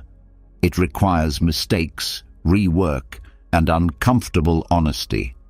If you rush the process just to be seen, you sacrifice refinement for reaction, and the trade kills long-term potential. Victory is built on substance, on real effort that produces results. You can't fake mastery, you can't trick repetition. No algorithm can replace hard-earned skill, and the people who truly win are the ones who focus more on becoming effective than becoming popular. They don't post every movement. They don't talk about every idea. They protect their process until it's strong enough to stand on its own. When they do step into the light, their results speak for them. Their impact lasts longer than the trend cycle. Their work matters even after the attention fades. If you need people to look at you to feel valuable, you've already lost control of your path. You'll start making decisions for optics, not outcomes. You'll compromise precision for performance, and eventually you'll become known more for noise than for results. Visibility has a cost. It demands consistency. It exposes your weaknesses. It amplifies your flaws. That's why it must be earned, not granted. And earning it means putting in more work than anyone sees. It means rejecting shortcuts that offer exposure without improvement. It's not that being seen is wrong. It's that being seen too early makes growth harder. It builds pressure before resilience. And in that pressure, many break, not because they weren't capable, but because they weren't ready. Focus on building something people need, something useful, something that works when no one is watching. If it's good enough, people will come. Maybe not right away, maybe not loudly, but they will come. And when they do, they'll stay, not because you asked for attention, but because your work earned it. There's a reason the best in any field don't seek attention. They draw it, slowly, steadily, because their results leave no other option. The work becomes magnetic, and that kind of attraction is based on depth, not volume. The more you build in silence, the more prepared you are when the spotlight finds you. You don't panic, you don't perform, you just continue. Because the work that brought attention doesn't change under pressure. You're not surprised to be noticed. You're just continuing what you've been doing all along. That's how you avoid the trap of vanity. You build from value. You focus on becoming undeniable. And when your time comes, there's nothing left to prove, because everything speaks for itself. If you're still unseen, that's not a problem. It's a gift. Use it. Get better. Sharpen your edge. Learn to love obscurity while you build your strength. That silence is the space where greatness grows. Because when your skills are real, the world has no choice but to notice, and when they do, your victory will hold. Not because you were visible, but because you were ready. The pull toward visibility is real. It feels like momentum. It looks like progress. But until you've built something strong enough to sustain attention, all that visibility does is speed up exposure to your weaknesses. People start expecting answers.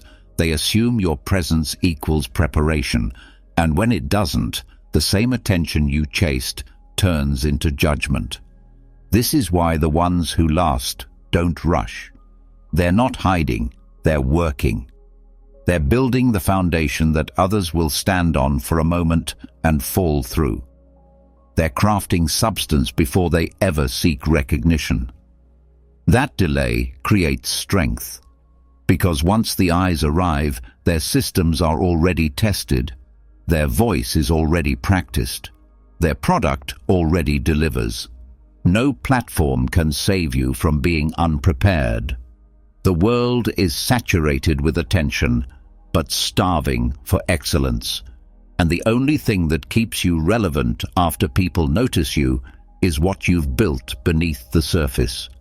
Not your personality, not your branding, your consistency, your competence, your clarity. When you skip the development phase, you put your future at risk. It feels like acceleration, but it's just exposure.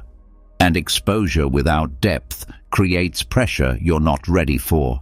You begin performing instead of improving. You chase relevance instead of results. You rely on perception instead of proof.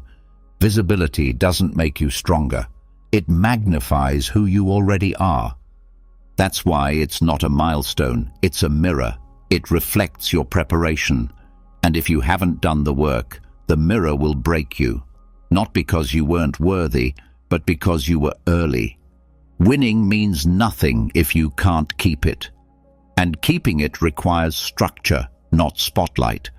It requires being so good at what you do that even if no one noticed, you'd keep doing it the same way. That discipline is rare, but it's the only path that doesn't rely on trends or approval. Competence is the long game. You build it through repetition, not reaction. You stay committed when the world isn't watching, so that when it does, you don't have to change your pace. You don't have to impress anyone. You just keep doing what works. And that kind of rhythm is where greatness grows, quietly, without needing to be dressed up or broadcasted. You must resist the urge to be seen before you're ready, not because you're hiding, but because you respect what you're building. You know it deserves time, precision, thought, and you're willing to give it that before asking for attention in return. It's not about hiding your work forever. It's about knowing the difference between readiness and restlessness, between needing validation and being prepared to deliver. If you're in the build phase, honor that phase, maximize it. Don't rush through it for metrics that won't hold your weight when things get real. Every moment spent building before being seen is leverage later. You'll walk into visibility with calm, not performance anxiety, not fear of being exposed, just steady movement, because you've already proven everything that matters to yourself. You won't need the crowd to clap. You won't need the numbers to motivate you. Your confidence won't come from reach. It will come from reality, what you've done when no one was watching. You become the person people want to follow, not because you asked, but because you earned it. Not through your image, through your impact.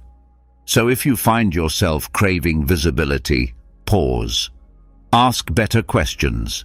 Is your work ready to be tested? Can it hold under pressure? Can it deliver when it matters? If not, return to the process. Not with shame, with purpose. Because every round of improvement makes your future more stable. The audience will come.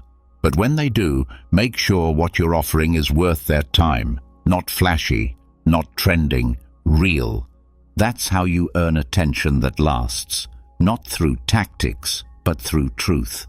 Not through presence, but through proof. And not through vanity, but through value. Let others chase noise. You chase depth. Let others perform. You prepare. Because when it's time to be seen, you won't just be visible. You'll be respected. Not for how you looked, but for what you built. And no one can take that away. So here it is, the truth most people won't say out loud. Your potential means nothing without proof. Your effort doesn't guarantee applause. Struggle is met with silence. Failure is judged until redemption, and belief from others only comes after you've built something real. You are replaceable until you become undeniable. Discipline outlasts motivation. Winning reshapes how they see you, but only if you earn it first. You can be right and still lose. Obsession isn't optional. Isolation isn't punishment. It's preparation. The world will not wait. It will forget the underdog who stayed down too long. Public praise lags behind real work. Comfort dulls urgency. Being liked won't make you great. And luck. No. Winners are relentless. They build when no one claps. They build when no one believes. They build with no audience because they know the platform isn't given. It's earned. You don't rise by demanding recognition. You rise by outworking everyone in silence, because in the end, visibility without victory is noise, and noise fades. Results don't. Now it's your turn. Drop a comment below and write these words. I don't need applause to stay committed. Let that be your declaration. Quiet, bold, focused. The world may not care yet, but you're not here for attention. You're here to win. And if this hit you where it counts, subscribe to the channel. This is not a place for easy answers. It's for people who build when it's hard, think clearly when it's quiet, and choose growth when it's uncomfortable. Stay disciplined, stay sharp, and we'll see you at the top, where the silence ends.